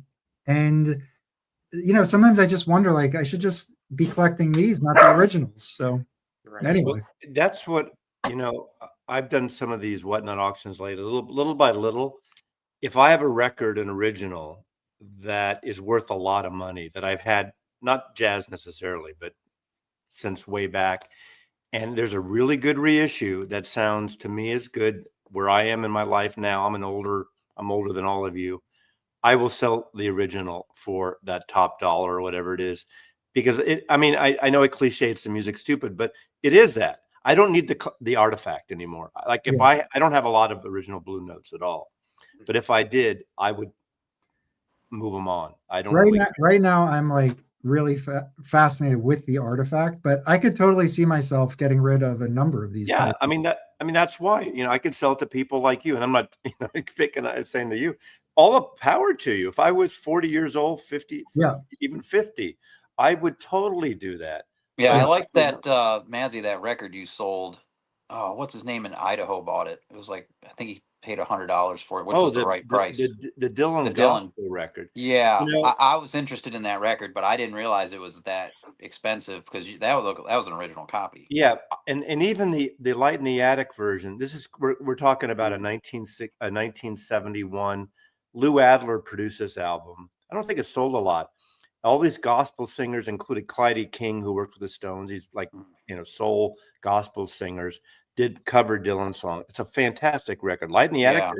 That record goes for $60, $70. The Light in the Attic. Yeah, I'd like to get that record, but it's hard to find. And it's so funny because John Digital Gramophone asked me about it one time, and literally the next morning when I met with Dizzy, he was giving me records every few weeks, there was a copy there. And so I sold it to John for reasonable. Yeah. And I kind of wanted, but I thought I had never heard of it. For some reason, I never saw it back in the 70s. And then I stumbled across a copy of Light in the Attic, and I bought it. And then this copy I saw in Auburn, Oregon, not Auburn, where they have the Shakespeare Festival in Oregon. I'm blanking out. And I found Ashland. Yeah, my brother lived in Ashland for many years. I've been out there. Cool place. Yeah. And I found a copy for, I think I got it for, I don't know, whatever, reasonable, not cheap, but reasonable. Hey, they knew what they had. Next time you go to Ashland, for one, go to the one winery there. I think it's no, but that W. Omar's, Omar's. Yeah, And then and my brother worked for Noah's River Adventures, so they do like whitewater rafting tours on the Rogue, Right. and then some salmon fishing trip or steelhead fishing. Yeah. Anyway, that gospel Dylan album Lou Adler is a fantastic record. If you like, Are we gospel, talking about jazz at all? Anyone? Yeah. Hey, Rob, can you jump in and show some records? Well, There I you don't go. know. Is it okay? the American Black record. artist, blues, I gospel. didn't is go the down way a to rabbit hole that had nothing to do with jazz right now. This What this are you, the doesn't have anything jazz to do with jazz police? either, but there you You're go. the jazz police, man. No, Oh, wait, hold on. What was I- that, Dave? What were you showing? we This is call the it other read- record. I didn't get to show all my You're records. fun This at is the a other Oh, party. I'm sorry. I Read, thought you were read, finished. read the room, Mazzy. Read the room. This is the last record I I'm not got. This bickering, this though. has got nakeds on it. So there you go. Gal Is that Costa. jazz? No, That- that's Brazilian, but it's an original Well, that's copy. jazz. jazzy. It's jazz adjacent as There opposed you to go. a Dylan record with Is gospel. it instrumental? Is it instrumental? No, it's Gal Costa. Oh, okay. Sorry. She's playing guitar and singing. It's fantastic. I've been looking for that record forever. Is Dave finished yet? Seriously, Dave had records he was showing. No, that was the only other one I had. But it was at Dusty Groove, and it sat there for a few weeks.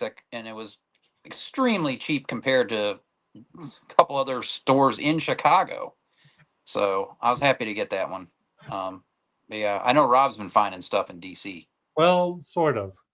I really tell like, you, I went. Usually, I do pretty well here, and I think when I show the stuff I picked up. I don't know. You You would were showing consider some I good do- stuff in the chat, dude. Well, Are I you did sitting in a go. kindergarten chair, Rob? That has nothing to do with jazz, Mazzy. So shush. Not bickering though.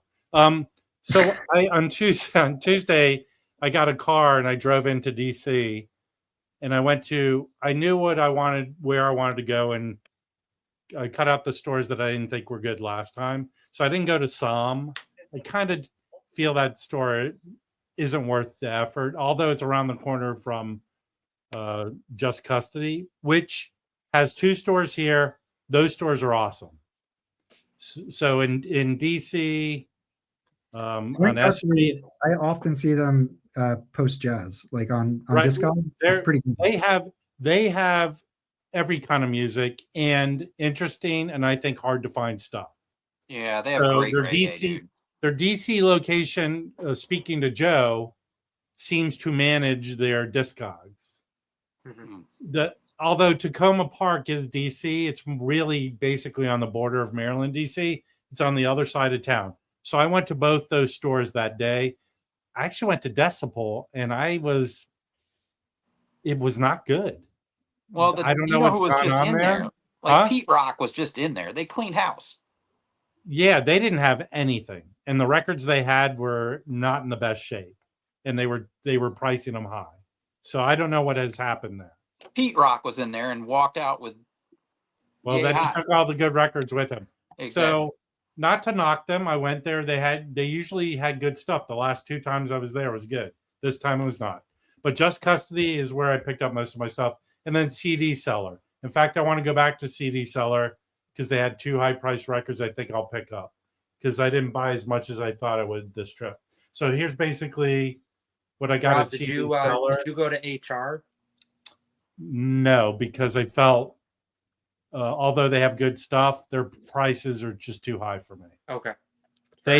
There's no wiggle room, and Mm. I want to come and get a lot of records. I just don't want to buy. No, I get that. Yeah, you're gonna find some great stuff there. It but feels right. like that store. I'm just saying this like their shit doesn't stink. That's how I feel that store is. And look, they just dropped a whole Some Rock collection. Oh, I know. It's killing me. Dave, how much do you think they're going to be selling those records for? There's nothing that's going to be under 4 figures. Yeah. So on the L Saturns. So I went to CD Seller here, which is probably consistently the best store in the DC area. Although that Tacoma Park Just Custody is very good. So I picked up a couple of Don Patterson records. Cool. These were low priced because the condition wasn't high, but this is not easy to find with Booker Irvin. Yeah. And So that has Nice. it's Van Gelder and the Dead Wax. It's just a trio. yeah, just the trio. Yeah. And I have a lot of Don Patterson stuff. He is, to me, the best jazz organist who doesn't really sound like a jazz organist to me, you know? So Okay. the organ really doesn't take over the music, I feel. Okay. I found another copy of this, so I'll pick which one. I'll put one in my next auction, but this is a good record to find. Yeah. Trip on the Strip, Stan Hunter and Sonny Fortune. Yeah. Stan Hunter and Oregon. This is a good record. It's probably one of Sonny's first. Yeah, I records, think it isn't might be his first, but I don't know. Yeah, because he came on the scene later. So that's a 66 session. Yeah, the other copy I found sealed, and I opened it on the stream. This one looks killer. Okay, So, that's a great cover. Yeah, Damn, that's a good cover. And it's another trio. Jerry Bird, Billy James. Okay. Yeah, we played drums with him on the other one, and then what we're just doing all his songs, all his compositions. Yeah, they're not listed as who. I think it's because they're his. Yeah. Okay. Yeah. And then this one I picked up mainly because Amin Abdul Malik is playing bass on it. Now, do you know what the original cover looks like on that? No, I do not.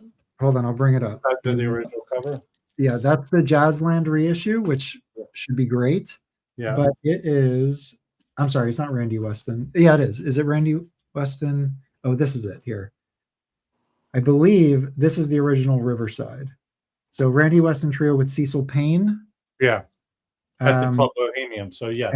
It's got the white label Deep Groove. So this is the earliest Riverside 12-inch label, which is pretty cool. And then, yeah, it was reissued on Jazzland right here, 1960. So it's a mono. I like that cover too.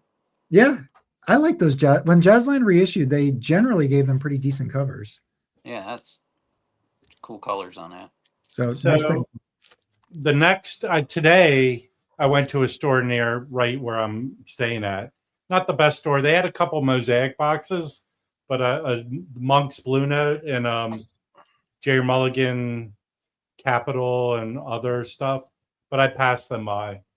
But I found this. I've never seen this before. So this is an Enja comp that are all unreleased songs, previously unreleased. Oh shit. Okay, cool. Yeah. So. Oh hell yeah, Hal Galper and Woody Shaw. Yeah. So that's what I found today, and I found. You know, it's funny. Can you show that cover again? Yeah. Do you got any Hal Galper records, Rob? Yeah. I have he's like freaking killer. His two mainstream records, and I have the one with Tino. Yeah. He's kind of underrated, man. You don't hear much. Well, he passed away 2 weeks ago, you know. Really? Yeah. This is another Enja record, and it's got like a similar kind of just like pulled into an architectural piece type photo. Who's the photographer on that, Rob? He's doing Coltrane on that, but this says all these songs are previously unreleased, and the one he does on here is here. Who's the photo credit? What's the photo credit on it? The photo Yarn Lear. Okay, this one's Patrick. This one's Patrick Lear. This one's different. Okay. Well, anyway. But this is interesting. And then I have this record. I picked this up. This is a kick-ass record. Yeah, one of the Garbricks I do like. Yeah, this is really good. Yeah, I found that today. So here's a record that you should find in the DC area because it's on a label from DC. And I've been looking for this. This is David Murray, Low Class Conspiracy. It's him with Fred Hopkins and Philip Wilson. But this label's from DC, the Adelphi Jazz line. Yep. They're from Silver Spring, Maryland. That's cool. So I've been looking for this one, so it was cool to find it. So hold on. The lineup, it's Fred Hopkins bass, Philip Wilson drums, and then David Murray tenor. So just a trio. That's cool. Yeah, also, these are live recordings, too. Okay, live recordings from, it looks like 1976. Yeah, so They were recorded at different places. So one of the places is Studio Rivby, which is Sam Rivers' Yeah. loft. I'm pretty sure. Yeah, that was in May. So that's really cool. Very Then nice. they recorded also at the Blue Rock Studio in New York. But this is produced by Michael Kusuna. Oh no Awesome. shit. Yeah. All right. I've been looking for this record. So this is a steeplechase. Oh yeah. Released on Intercity in the U.S. This is a That's live record. So this Yeah, is a that ghetto, kicks ass. a ghetto lullaby. Who's on it with him? So it's Kenny Drew, Henning Orsted Peterson, and Alex Roll. Really good. Yeah. Cool. So happy to find that. Nice. I found this is what the store I really want to go to is up where my mom lives in Pennsylvania, but the guy takes a vacation to go fishing and he was closed, so I missed him. But he has a stall at an antique store. So, I know I think there might be. So it's Warren, the 1959 at the half note. So it's him, Peter In, Paul Motion, Bill Evans, and Lee. Yeah, it is. So I mean, check this Yeah, out. Ortega's on that label.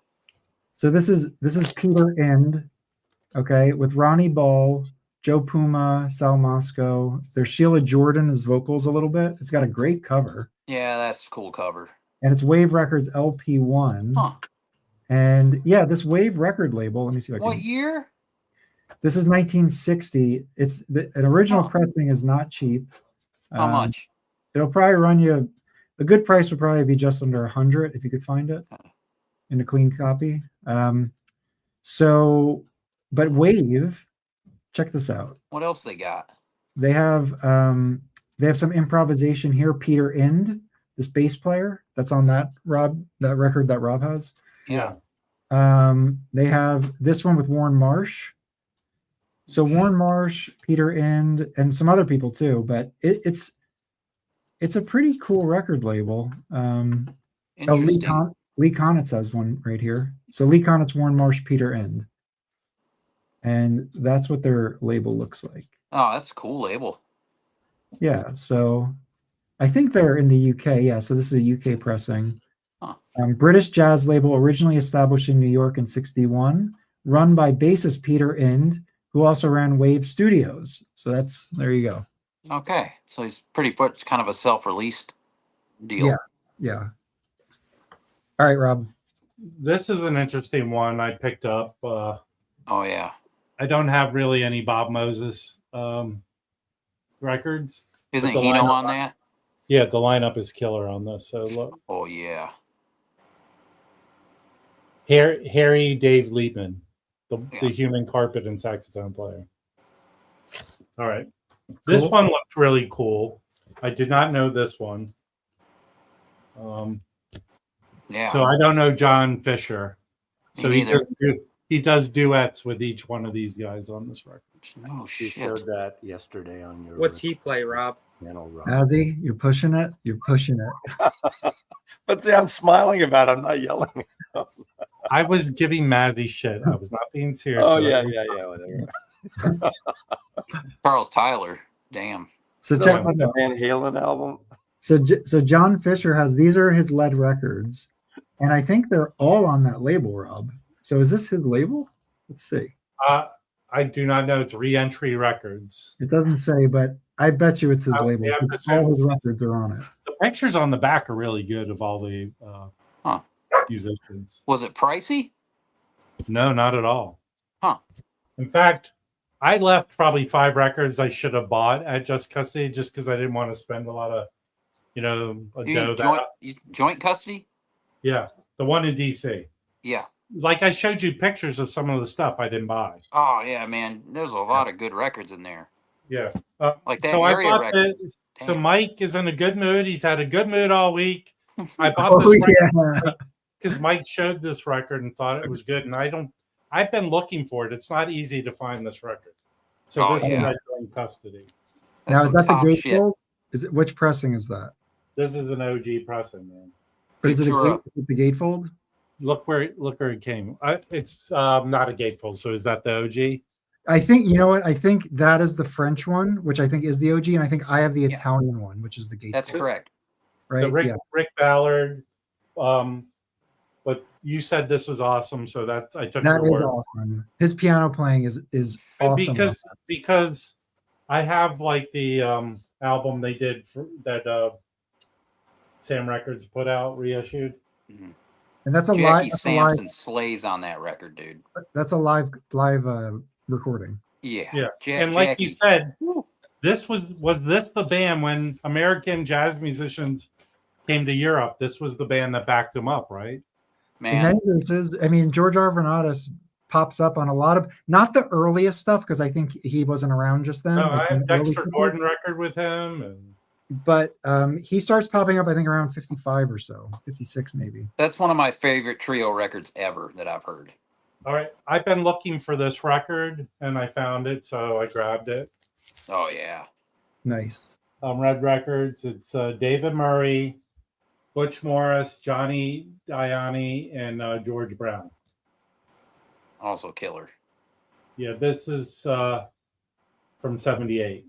And a lot of those have never been reissued, the Red Record. No, but they've been reissuing their records, so maybe. But this is an OG with this. Yeah. Here's the label. I want to show the label. If I can get it out. So that OG label. Yeah. I Really like there's a number of good records. I mean, I have all right, these three, the last three I'm going to show I have, but I picked up, maybe upgrade. I found an OG German pressing of this Paul. I think this might be Paul Motion's first record for ECM, right? I think you're right. And it's a killer lineup of people on here. So it's, well, each song is different lineup. So Yeah, Charlie Hayden, Sam Brown, and then Keith Jarrett and Leroy Jenkins. Yeah, that's a highly regarded one. I have a U.S. pressing of this. Mhm. So, and then an upgrade copy. And then this is a sweet, still in the shrink copy of a record everyone should own. This is the Inner City release, but it originally came out on Enja. Is a Cecil McBee sextet, music from the source. Chico Friedman, Joe Gardner, Dennis Mormon, Steve McCall, and Dom Oil. Nice. Still in the shrink. This is clean as clean can be. So. Hey Rob, the ECM you just showed, the Paul Motion one. Yeah. Compared to the US pressing, is there significant difference? Do you have a preference? Do you I mean, I've upgraded, switched around, and I don't find they're that different. No. Okay. I think I'm just assuming, I do not know this is fact. I would assume that ECM had standards that initially they were released on Polydor, and definitely when they released on Warner Brothers, a lot of those Warner Brothers ones, some are on translucent vinyl. They put them in rice paper sleeves. I think they had kind of standards they wanted Warner Brothers to meet. But I'm assuming. Right. I think that's right. I think I've heard people say like the Polydor ones you want to avoid or something like that. Well, I don't think they're horrible, but Okay. I definitely the Warner Brothers are fine. I don't find that there's Warner Brothers are really good. Plus, the German ones are the ones you would, if you had to pick one. Yeah. You're talking about ECM. It's just like the Inner City and Steeplechase. It's just like, sonically they're probably pretty close, but the Steeplechase are just kind of cooler. Well, here's what I will say. The OG Steeplechases have the flimsier covers. So if that means something to you. They're harder to find in good shape. Exactly. So it seemed like they said to Warner Brothers, look, if you're going to take over pressing these in the US for us, you have to meet our standards. Yeah, but I think back in the 70s, if my memory serves me well, someone correct me in the peanut gallery. I think Columbia pressed a lot of Warner Brothers. Columbia had great pressings. Warner Brothers, I worked for MCA when ABC and MCA were terrible in the early 70s, mid 70s. Whatever instructions like they those were and Elton given, John records were terrible. whatever ECM told Warner Brothers to do, they put out they were good. Good quality. Warner Brothers are generally good pressing. So was Columbia. There was things. RCA was great, but for some reason, MCA and anyway. This is I have other ones I picked up. They're not jazz, Mazzy, so I'm putting them to the side. Oh, thank So, you. but this No is Weird an excellent Al. record. So if no one knows anything about this record, most people will see the Inner City version. This is an OG Enja pressing. The Inner City has a different cover, and that one you can find a lot. Huh? Never mind. But the story behind this is it was released way after the first side of the record. Booker Irvin had heard that a friend of his died right, I think, before the show. And he did the whole first side is just him. I don't even know if he's just improvising. I don't know that much, but that's the story behind this. I think side 2 is a tribute to him. Yeah. So, but here's what's cool. The original, I don't know if this is the green Enja label. So I don't know, when did Enja, this came out in 75. When did Enja start putting out records? Enja? I could take a look. Because I don't know how long this green label lasted for and what this is. Yeah, I don't Well, know. do you think it's an early label? It came, so they started. Deep dive. Most of the Enjas you'll find are yellow labels, right? So they started in 71. Okay. Yeah. Let's see if we can find a 71 pressing. So there's 8 and 71, which includes one of these, Rob? Or no? They look similar, but let's see. So Mal Waldron, this has a yellow. Mm-hmm. So it's not the. Let's try one more. I have that in the Mal Waldron. They're both yellow. Okay. So I don't know what's up with the green. I guess maybe it's a later pressing. And also the one you just showed, the one with Albert Mendelsdorf. Yeah. That record was originally issued in 71, and then they reissued it, I think, in 75. So, okay. but this is a great record. I mean, the whole first side where Booker Irvin's just very emotional and stuff playing. So, Mazzy, what do you think of that cover? What do you think of that? This is a memorial. This is a semi-memorial album, or not semi. It is, but it's not. You know, it's basically Köln concert. Oh, you know, it's a style. It's also, if you know the Lounge Lizards first album, it's that where they drop in a black and white. It's fine. It's perfectly fine. Why do you keep coming to me? Because I have a sort of this photography stuff.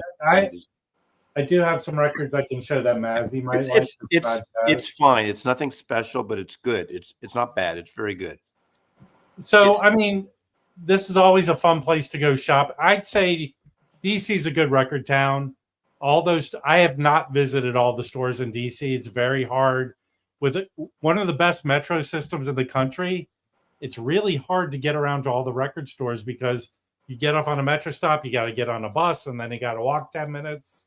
So it's hard to visit all of them. But the main ones, it's a good town if you're coming to visit. All these stores here, you'll find something you want. It's a good place. Yeah, it looks like it. I haven't even been to Baltimore. I don't even know what Baltimore has to offer. Yeah. Joe, you want to jump in and show a couple of records? Sure. Yeah. Cool. All right, let's do it. What do you got? Continue with more African stuff. We'll go through that quicker. But a few weeks ago, one of a friend of mine kind of met through. Well, I met him at WFMU. He was working with Billy. Evan is what his name was.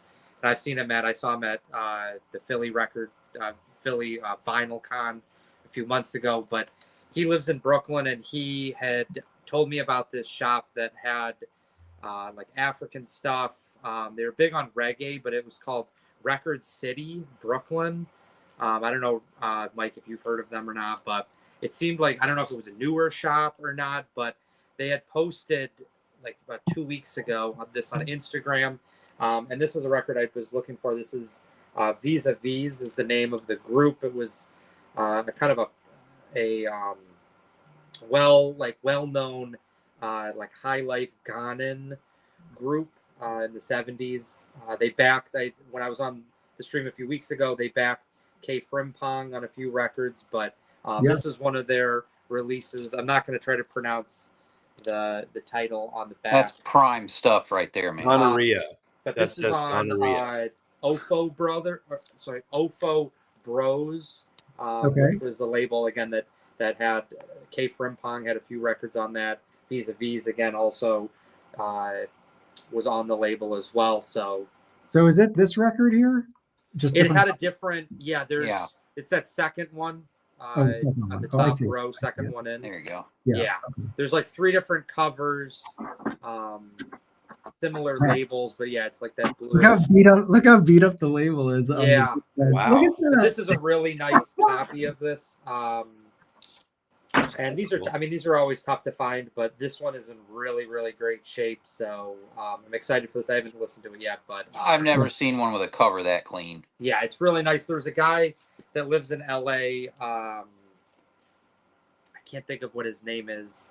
Starts with, it's like Disc, Disque. I don't know if it's like Disc Flambeau or something like that. Yeah, I know what you're talking about. He sells a lot of stuff. More recently, I think he's been selling a lot of African stuff on his Instagram, but he turned me on to that record a few weeks ago, and I missed out on it. He said that someone bought it like within like 20 seconds of him posting it.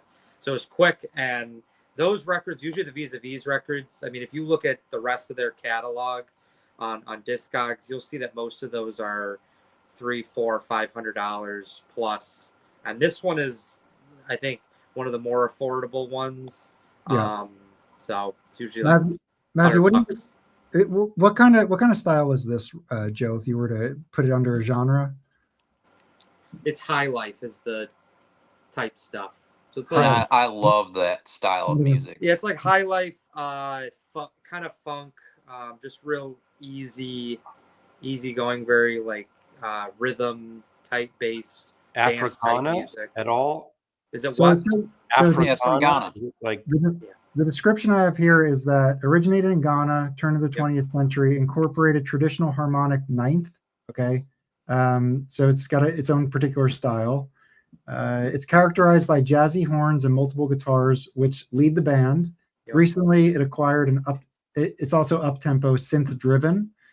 So that seems more of the jazz. The soul funk Africana stuff. Like it's kind of like I'm a big fan. I pretty much buy everything that Analog Africa puts out. It can also have a very like almost like reggae type sound. I buy all the analog.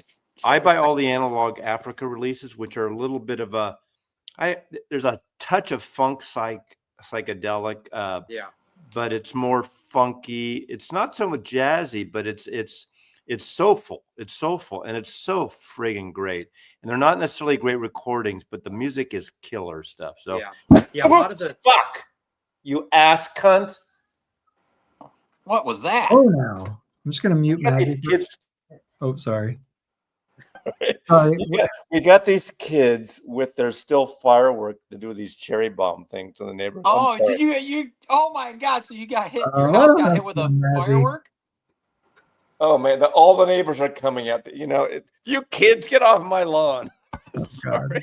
It's all today. Okay, let me just say this. I'm digressing. I'm glad Rob's not here. This weekend is called Sea Fair at Lake Washington, and it's the hydroplanes and all this. And the last 3 days, we've had the Blue Angels buzzing the house. Oh, no kidding. And it goes a long way. Literally, the house shakes, and it's been loud all day. So that just sorry. Bring the sound barrier over top of your records. Well, my house is high above the street, and so the sound really carries too. So yeah, my aunt took me to see. I haven't been drinking today. I'm drinking no alcohol. I'm San Pellegrino. So no alcohol. Now, Mazzy, do you have any enemies that keep you on your toes like that? Only trolls on my channel, not locally, as far as I know. For people who are new to the channel and just getting into YouTube records, Norman Maslov on YouTube is a cornerstone of the record community and other things too, design, other stuff, photography. been a photo agent for 39 years. That ended 38. You know, I will say this. I'm going to give you guys, you jazz bums in this group here, like this, the kudos, because I bought my first jazz record in 1970 and I immediately returned it the next week. It was Bitch's Brew. I didn't get it. 3 years later, when I worked in a store, all of a sudden someone was putting like, what the fuck is that? That's so good. And I loved it. But in 1971 or 2, I forgot what year, I think it was 72, the jazz records that I fell in love with, Jesus, was Chick Corea, Return to Forever, with Flora Purim and Airto and Stanley Clark. That's the one I returned.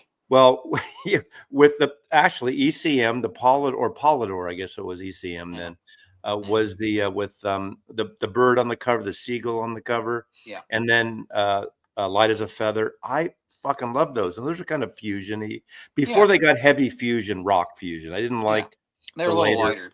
Yeah, Light as a Feather and that stuff. So I've been to, and I bought jazz records now for 50 plus years. But my point is, these jazz bums since the pandemic or last 4 years, 5 years, they've learned and know more about, like 100 times about the artist and the records and the specifics than I'd ever learned. Even though I've been buying records all these years, I never dove into a lot of the history and who played on what. So I'm giving you guys kudos. Thank you. Thanks, Mazzy. Well, it's All three, Mike all and three, Felipe, and they read into it. You actually read, the books and Exactly. Who reads? I listen to the music. For new folks, you can find your way over to Mazzy's channel. I just dropped the link. Let's go back to Joe, and I'll drop a link to his channel as well. Everybody on screen has active record channels, so if you're into that thing, check their own content out as well. Joe, go. Went to Human Head a few weeks ago. oh shit! I keep finding my way. I know I keep making my way down to the city, but Heck yeah. They had dropped a bunch of African stuff, so that was really the impetus to get me down there. But I didn't know about this. I didn't really flip through all of the pictures in the post, and this was like in like a flip, like one of the bins that they had kind of gotten in. I've been looking for this tomorrow. This is one of the most well-known African artists. This is William Anyabor. He has a bunch of records. He has one that's like him sitting with like around all these like synthesizer, piano type instruments. Got a bunch of stuff in the 70s into the 80s. He had his own label, which almost I think all of at least the 70s, 80s stuff was on. It was called Will Films. Okay. Yeah. White cover. This was I think early 80s, if I'm right. I'm not sure even. They weren't super great at always putting one. I think it might have been late 70s. I don't remember. Or it might have been, I don't know. Sometime in this, it might have been 70, 76, 77. But I don't know how you keep finding these things in such nice shape, man. So we got records with Zeb, and Red says, holy shit, an OG Anyabor record. Yeah, this is to be honest, like, I mean, most people are familiar with like Fela Kuti. He's probably the most well-known African artist just because he had, I think, his music was able to kind of transcend. It was more of like a jazz African type sound as opposed to this being more just like organic African sound. And that's not to like, I don't know, like take away from Fela Kuti, but a lot of his stuff was more, I think, palpable at the time. It was easier to kind of swallow for people in the US with it being funky and stuff like that. But he's a great, again, William Anyabor. This is probably one of the nicest copies, if not the nicest copy I've ever seen. I've never seen one that clean, man. There's the label. The cover's really nice. These records are usually not super expensive. I mean, this was $100, which is like that's a good deal. That's a pretty good price for it. But you can label. find trashed copies of this for usually like $30-$40. Joe, you want to see mine? Sure. It is the most torched record I own. This is hurt. Yeah. Just look at that. This was a dinner plate, dude. Wow. Yeah, that's kind of cool. Look at the label. Oh, There wow. ain't you can't even tell it's a label anymore. How does it sound though? It doesn't sound all that hot. So before somebody It exists. tried It exists though. before here. somebody tried to bomb Mazzy's house, I was gonna say that Sorry. most of the records in especially like we were talking last time on the when I was on the stream about like Zamrock, and I think it may have also gone for some other, but especially for Zamrock, there was no pressing plant that was in Zambia, and so a lot of the records were pressed in Kenya. And if you go through like the Discogs page for a lot of these Zamrock records, you'll see that a lot of them were pressed, and even some of them were even recorded in like Nairobi in Kenya. So that was like the closest. That's thing. the big city. I know I talked again last time I was on a few weeks ago about the fact that there's this one YouTube channel that I've learned a lot about these African. There's one that's on the Zambian music, so the Zamrock stuff. There's one that's on like it was called like How West Africa Became Psychedelic, and the channel is called Bandsplaining. It's all one word, so it's like mansplaining, but it's like the word band instead, so it's like bandsplaining. And he has a bunch of videos. A lot of the African stuff was going back like 4 or 5 years, so around like the beginning of COVID. But he does a really great job of showcasing the kind of the history of how the music came to be. And again, it's not just African stuff. If you kind of go through, you see that's the stuff that I've really watched. But he's got some really great videos on again just African music. And cool. I'm going to drop a link to the channel. You know what's also good about those Analog Africa? They have these massive books. And the I forgot his name. It's a German guy who curates these. He literally goes through all these countries. Most of it is African continent, some of it's South America also. And he tells a story of how he finds these recordings. Some of them are probably needle drops. It doesn't even matter. It's just great stuff. It's a history of the music of the records that I got into for the first time around 2000. I'm thinking 2017, 18. They're 2 volumes, and I got it accidentally because of the Amoeba What's in Your Bag. And I don't remember what band it was, but they showcased. Some guy grabbed this record called African Scream Contest, and there was 2 volumes of it, and it was like it's a comp, and it's this funky. You got it. That's a record everyone should have. It's such a great. It's soul, funk, jazzy, just it's screaming psych, African stuff from the 60s and 70s, I think. Yeah. And then they did one after that. It is those 2 volumes. I think they might have been out of print, but you can get them. I just subscribe to their Bandcamp, and I get an announcement, and literally I order it. They have to come from Germany, so I think shipped I pay $50 for every double record or whatever it is. And I just think it's one of the most amazing series. I mean, some you might latch onto more than others, but I love it. So I just want to jump in. So we have a viewer right now, Radio Bob McWilliams, who mentioned that he just started a jazz vinyl hour as part of Kansas Public Radio programming. So I was able to find it. It's called Jazz in the Night, hosted by Bob McWilliams.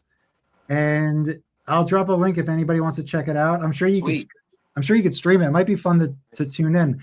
Hey, Bob, if you want to just drop any information in the chat to let everybody know about it, I think that would be really cool. Awesome.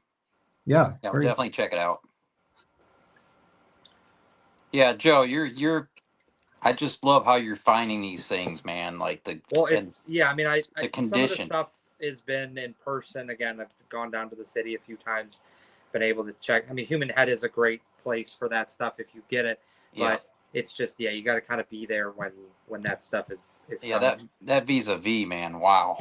That was I don't think I even said the story, but Evan, again, friends with Billy, and I've kind of become friends with super nice guy. He I think lives not far from there, and so he went by and he picked it up for me and he shipped it to me. So it was a really nice thing. Heck yeah.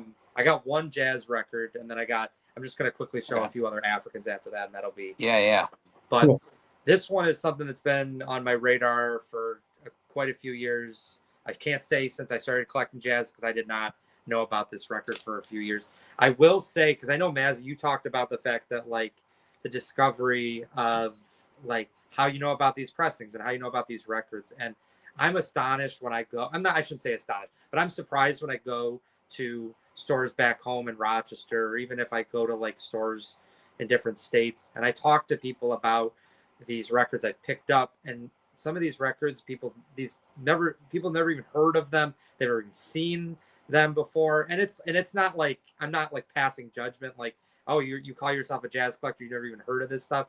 But I just am surprised because I wonder, like, how do I know about this? And how do some people know about this, but others don't? And I will say the because key to it you're is Instagram. assertive. You go for it. You gotta find certain people on Instagram, because that's where I've discovered the most music, I would say. I mean, YouTube is great, but a lot of the stuff that I have, I mean, I'm not trying to like toot my own horn, but a lot of this stuff has been either self-discovery or it's been people that have showed me something, and then I've been able to find that's a great topic, Joe, in terms of like how we learn about and discover things that we really get into. Yeah, we should tackle that one day, because and I feel like for me, it's I have a real passion for records, and so I love, like, one of the things that's the most exciting for me when it comes to collecting records is discovering like where these records came from and like the nuances of the pressings, and some people care about that, some people don't, and I mean, to each their own, but that's something that's always been exciting. But anyways, so a few weeks ago, I've kind of started to become a little bit, I would say friends, I guess I'll say friends with Chris from Hudson Valley Vinyl. Cool. Oh yeah. And he had shown, he has a shop. It's in Beacon. It's about an hour and a half north of New York City, and he gets in a lot of great stuff. But they don't really post a lot on Instagram. No. It's few and far between. It's every few months. Sometimes they keep their stuff close to the vest. Yes, but a lot of it is just, I think they want people to be able to come in and just. Is that Chris? Is that Chris with the Sun Ra book? He's the guy in the middle. Yeah. He actually kind of co-authored, collaborated with, I think, the gentleman that's on the right, who put together the Sun Ra book. But he's a huge. Yeah, I love that book. That was published up here in Seattle. Yes, his name is Chris, and there's another guy. His name is John. They both own Hudson Valley Vinyl, but they had put together. They had a post a few weeks ago, and there was a record that, again, I've seen people post on Instagram. I don't think I've ever seen anybody show it on YouTube, but it was a record that I have always been intrigued by, but I've just never seen it. And know the record. It's sold, but it's sold. I know, I'm just trying to bring it up. But he talked about, he actually texted me last week and said that he found another copy in this collection. And I don't know if any of you have seen this. What is it? Don't pull a Rob. That's a great record. This record is not as common as the one that was on Strata East, which was, I think, the Sojourner. I think that's right. Is that right, Dave? I'm trying. Sojourner. Yeah, that was like Kieran's number one grail to find, and he finally found it like last year. But this is a nice mix of like post-bop, modal, spiritual type stuff. Great saxophone. He also plays flute on a few of the tracks, but it's a pretty straight ahead type session. Really killer stuff. It's actually now banned on Discogs for sale. And if you scroll down, Mike, you'll see, I don't know if someone mentions it. I think the top comment says like, why is this all of a sudden not for sale? But I did read somewhere that they think it was the family, like the estate of him, who said like, we do not want this record to be like, I don't know, passing between people's hands online. And so they like took down because when I put that in my want list a few years ago, you definitely were able to buy copies of that record. Super. That makes it even rarer, more difficult. That's right. You know, if I recall, when I was looking for that record, there were copies in Germany. Yeah, right. So it's a record that was available, and now unfortunately the only way you can get it is either to you know what I mean, reach out to somebody on Instagram or see it Cool. in a store or I in a think I want to say that at a fair. So that Nova Fred, I think is Fred has a copy. Alvin Queen's label. Yeah. So and he has a few records. Most of his stuff is pretty reasonably priced. Was Queen a drummer? I think yes. He was just the producer on this record. I don't think he. Let me check. I don't think he actually. What year is oh, that? no, he did. He did. What play year is that? What on year is two of the that? tracks. So there's two different sessions. One was recorded in '75, and that's two of the tracks, and then the remaining 3 tracks were from '79. So Joe, show the cover. Show the cover. So that's the cover. Everybody take a look. If you're not looking at your phone, take a look at it. And then we're going to switch over. A recommendation by Rev Rock and Rollin'. Elvis Costello Armed Forces. Look at that cover. This came out. Oh shit! This came out in '79. So who did it first? this was. Let me see what the second session was. Mazzy, Maybe Elvis Costello sued. Mazzy, do you know this album? Elvis Costello. It's like his third album. It's an amazing record. Now look at this cover. Look at this cover. And then did Elvis Costello steal this? Well, wait. 79. Both came out '79. Oh no, Elvis Costello's was before. Well, was it '79? Okay. 79. 79, yeah. Yeah, the tracks. Let me see. 2 of the city. So that's. I mean, that's like Ali record. So it's from Africa, but it was recorded in France and came out only in France. And it's Zani Diabati and the Super Jata Band is the name of the. And I'll leave that up there because I know Mike is gonna. Yeah, I'm pulling it up. I got it. That'll be good. Really, really nice. Like that. I mean, it was like how West Africa became psychedelic. Was the video that was in again the Bandsplaining YouTube channel, but it's just it's just real like guitar heavy dance kind of African music. The reviews are pretty positive. Everybody that music is so uplifting and so danceable, really, and so powerful. And where we are in the world right now, that stuff's killer music. I'll drop a link to this if anybody wants to. Not about great sonics necessarily. It's right. just great friggin' music. Yeah. All right, next one. This was also I picked up. I like this direction you're going in, Joe. As well. This is T-Mac. Damn. Featuring Marjorie Barnes. This is called Night Illusion. This is like a African meets like disco. He plays the flute, and it's early 80s. I am not a big flute person. I know we were talking about that a little earlier. Just I don't know, just doesn't hit me the right way. But as Dave said, if it's the right person, sometimes it can. I don't know. I make an exception. Absolutely. This is one that's really really great.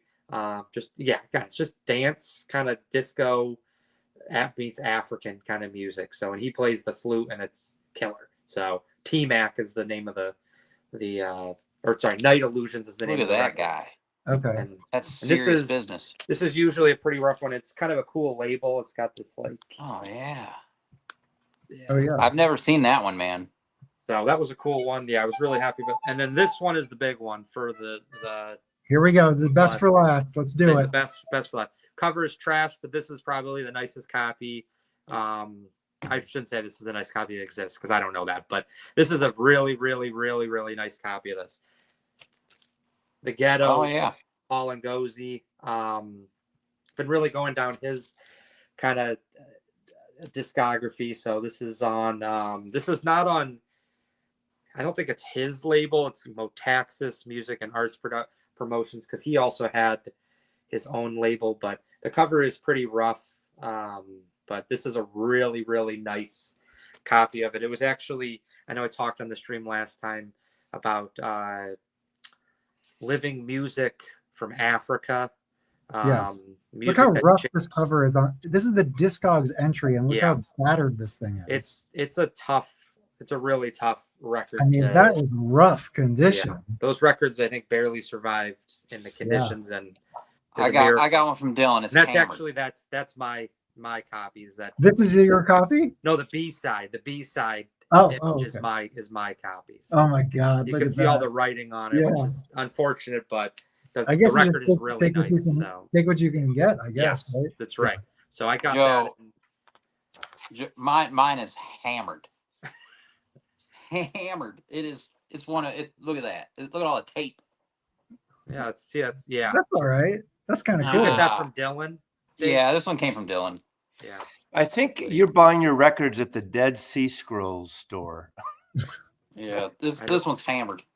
Yeah, I But don't, dude, Dylan was giving them to me for yeah, super that's- bargains, dude. yeah, that's a nice. Yeah, Hey, Jeff, and I because guess he's not here, Jeff.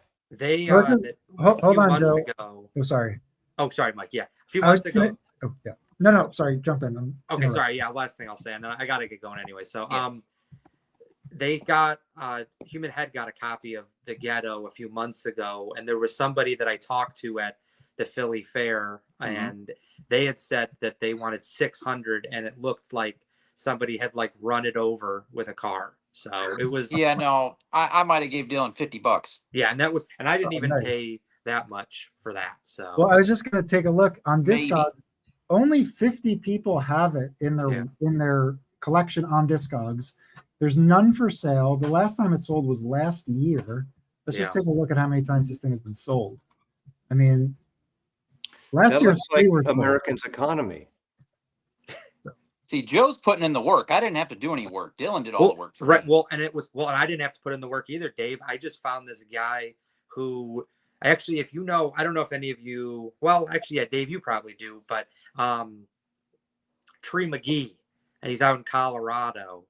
And That sounds familiar. He was friends with like Chris Tunes from the Man Cave, and he's friends with Dylan as well. And he comes to Charlotte usually once a year. But I think has been into African music for a bit, and he made a video not long ago about how he found this seller in Slovakia who had these records. Yeah. And so I reached out to him because there was that K Frimpong one that I showed last time. Yeah, That's just on the move. And you got to shut that light off. And he let's not waste electricity. I mean, come on. He had said, "What do you got? What is that?" These are all the analog Africas. I reached out. To pull one of those out. Go ahead, Joe. Yeah, sorry. He reached out. Keep going. He reached out to this guy, and he had said, I reached out to this guy, and I said, like, I'm interested in this, and he said he'd be willing to take like 20% off if I did it directly. And the guy was like super nice, and I am a victim of, I think, like, if I see something that I really like, I kind of completely forget about like making like smart decisions. And so like I just immediately was like, sure, I'll pay you PayPal, friends and family. And if this is like shit show, then it is, you know what I mean? So whatever. So I'm like that. Sometimes I make poor decisions when you're all in. Right. And so I did that, and it eventually led to, he's like, send me your want list. And so I sent him the want list about the Paul and Gozi stuff. And I said, I'm looking mainly for the Ghetto. If you have a copy, and I know he had a copy on Discogs, but he, from what I've learned from the conversations I've had over the last month, is that he has like 2, 3, 4 copies of some of these records. Damn. And he's somebody that I don't think he's actually gone to Africa, but he's somebody that's got some guy in the ground in Africa that's sending him stuff. And so he had said, yeah, I've got a nicer copy of this. I've got a better cover of this. I'll just kind of Frankenstein it. And I think that copy of the Ghetto was actually his copy. So it's like, nice. And it's like, I barely know the guy, and I felt bad, but he's like, yeah, I'd rather it go to somebody else. And so he sent it to me. So that's awesome. Am I putting in the work? I don't really know. I think it's just so happens. I think that you're finding the opportunity. You got to find the sources, dude. So, that's again, part of it. I can't like say enough. Music That Shapes is the guy on Instagram. He also has another page that's all about African stuff. It's living music from Africa, and that's where you can see all of his African stuff. If you reach out to him on Discogs, he answers, like, even though he's in Slovakia and it's like a 6-hour difference, at least from the East Coast, he answers very quickly with stuff. What's his Instagram again, Joe? What's his Instagram? It's Living Music from Africa. All right, so check that out. We're gonna wrap it up. I did want to remind everybody that tonight's broadcast is brought to you by Jazz Bones Bowling. Jazz Bombs polling. It's for entertainment only and does not reflect official data or endorsements. Thank you. This is my world music section. So. Yeah. Okay. Cool. Mike, before you Yes. go, you got to Yes, show no. me that. You got to show me that Thornton record, dude. Oh, yeah. Let's get back to jazz. For all the hardcore guys that are. Yeah, let's end this on jazz. So yeah, let's get back to the jazz shit. So Chris at Elm City Sounds, who his shop I feel like is killer for jazz, and he has a personal collection that I think is top notch as well. And he's all into horn speakers and vintage gear. Like he's got some incredible stuff going on. And I went to his shop, I think like 3 or 4 months ago, and he showed me this Clifford Thornton record that I really wanted, but I ended up getting something else, so I left it. And over 2 weekends ago, I messaged him and I just said, "Hey, do you still have it?" And he said, "Yeah, I actually had put it in the back, so I still have it." And I was like, "Cool, I'll be there this weekend. I'm going to pick it up." So this is on Third World, which I believe is Clifford Thornton's own label. He has a couple titles on it. This is his first one, Freedom and Unity, and it has Ornette Coleman, a poem from Ornette Coleman on the back. The liner notes are written by Archie Shepp. And the lineup is Clifford Jordan, who plays a valve trombone, Sonny King on alto sax, Carl Berger, vibraharp, Don Moore bass, Harold Avon percussion, and Joe McPhee plays trumpet on one track. So that's cool because this is my first Joe McPhee. Yeah. And then Jimmy Garrison on contrabass. There's another couple guests that pop up on it. The music is exceptional. I wouldn't even call it free. I would just say it's kind of like, yeah, it's in that do-it-yourself spirit of like raw, like I don't know, just raw style, and the it's fantastic. It's really an outstanding record, and those musicians come from all different places. It's a difficult one to get. Yeah, condition is absolutely beautiful. Love the cover. It's a private press, so you know I'm not gonna have a giant private press collection, but I do have like 4 or 5 or 6 of them, or maybe a little bit more. And it's really you're in a good area of the country to run into some of that stuff. Here's the label. The record's in nice condition. There are like a couple marks on it, but honestly, it's in totally fine condition. It's great. Wow. I'm so happy to have it. So thank you. Shout out to Chris, Elm City Sounds in Connecticut, New Haven, Connecticut. Definitely swing by there if you're in the area, and he'll hook you up. So, damn, he always has killer like jazz on the wall. Always. So I didn't even see that at WFMU, dude. Yeah. So really happy to get this. And yeah, so I wanted to get Clifford Thornton in my collection. This happened to be my favorite session of his. And there is actually, I think you have a copy of this, the French reissue. It has a red cover, Dave. Do you know which one I'm talking about? Yeah. It's like but that's the original, dude. Hold on. I know, but there is a reissue that's a little bit. It's still How not. You have everything right at your left hand. This is the one I got at WFMU because they didn't have that one, so I got this one. I got this at Billy's table that he was sharing with. It's like Jose. He just grabs it. It's right there. Yeah. Rest in peace, Billy Jones. Got that right. Thanks for showing that. Thanks for joining Mazzy. I might do a Substack on this. I think it's Substack worthy as well. But I have like a list of records I need to write about. I did notice that the free jazz records don't get as much traffic though, which is to be expected. However, I feel like in terms of adding value and writing about things that haven't been covered, I feel like it's more important for that. So I don't really care if it doesn't do as well. I will send me a link because I keep going onto the thing and it tells me I got to pay a bunch of money. No, you don't have to pay. You don't have to pay. I will say this. Do what you want. Some of the most I did a video today. I interviewed this woman who was the curator. He inherited Jim Marshall's photo collection. Did this Grateful Dead book, and he did Miles Davis, the boxing gloves, and ballads of Coltrane. Whenever I do something like that, they get fewer views. You do it because you want to do it because you think. I do a fucking whack-a-mole, and I get more views. So you do it because you need to do it. Agreed. I agree. 100%. What number are you on now, Mazzy, with the whack-a-moles? Well, you haven't done one in a little while. No, because I recorded it at 201 because I'm at 200, but I'm waiting to do. I like to do it when my friends, when I can grab them all together, like Coffee Dave and Coffee Julie and the Archivist. But I haven't been able to wrangle them together. Next Thursday, though, if anyone's around, I'll be in Chicago. So Chicago. Oh shit, Dusty Groove. All right, cool. We're gonna wrap it up. Is anybody streaming now? Is Patrick streaming? Do we know? Does he start at 10? And Grown Up Record Night with the Grown Up Boys or whatever. Well, doesn't Stunty do Fridays? He did earlier. He's finished up. He's finished up now. Okay. He's in the but yeah, go to some other people's live streams. Sounds like there's a couple going on. Tell them that the Jazz Bums sent you. All right. See you, everybody. Thank you. What happened to Chris?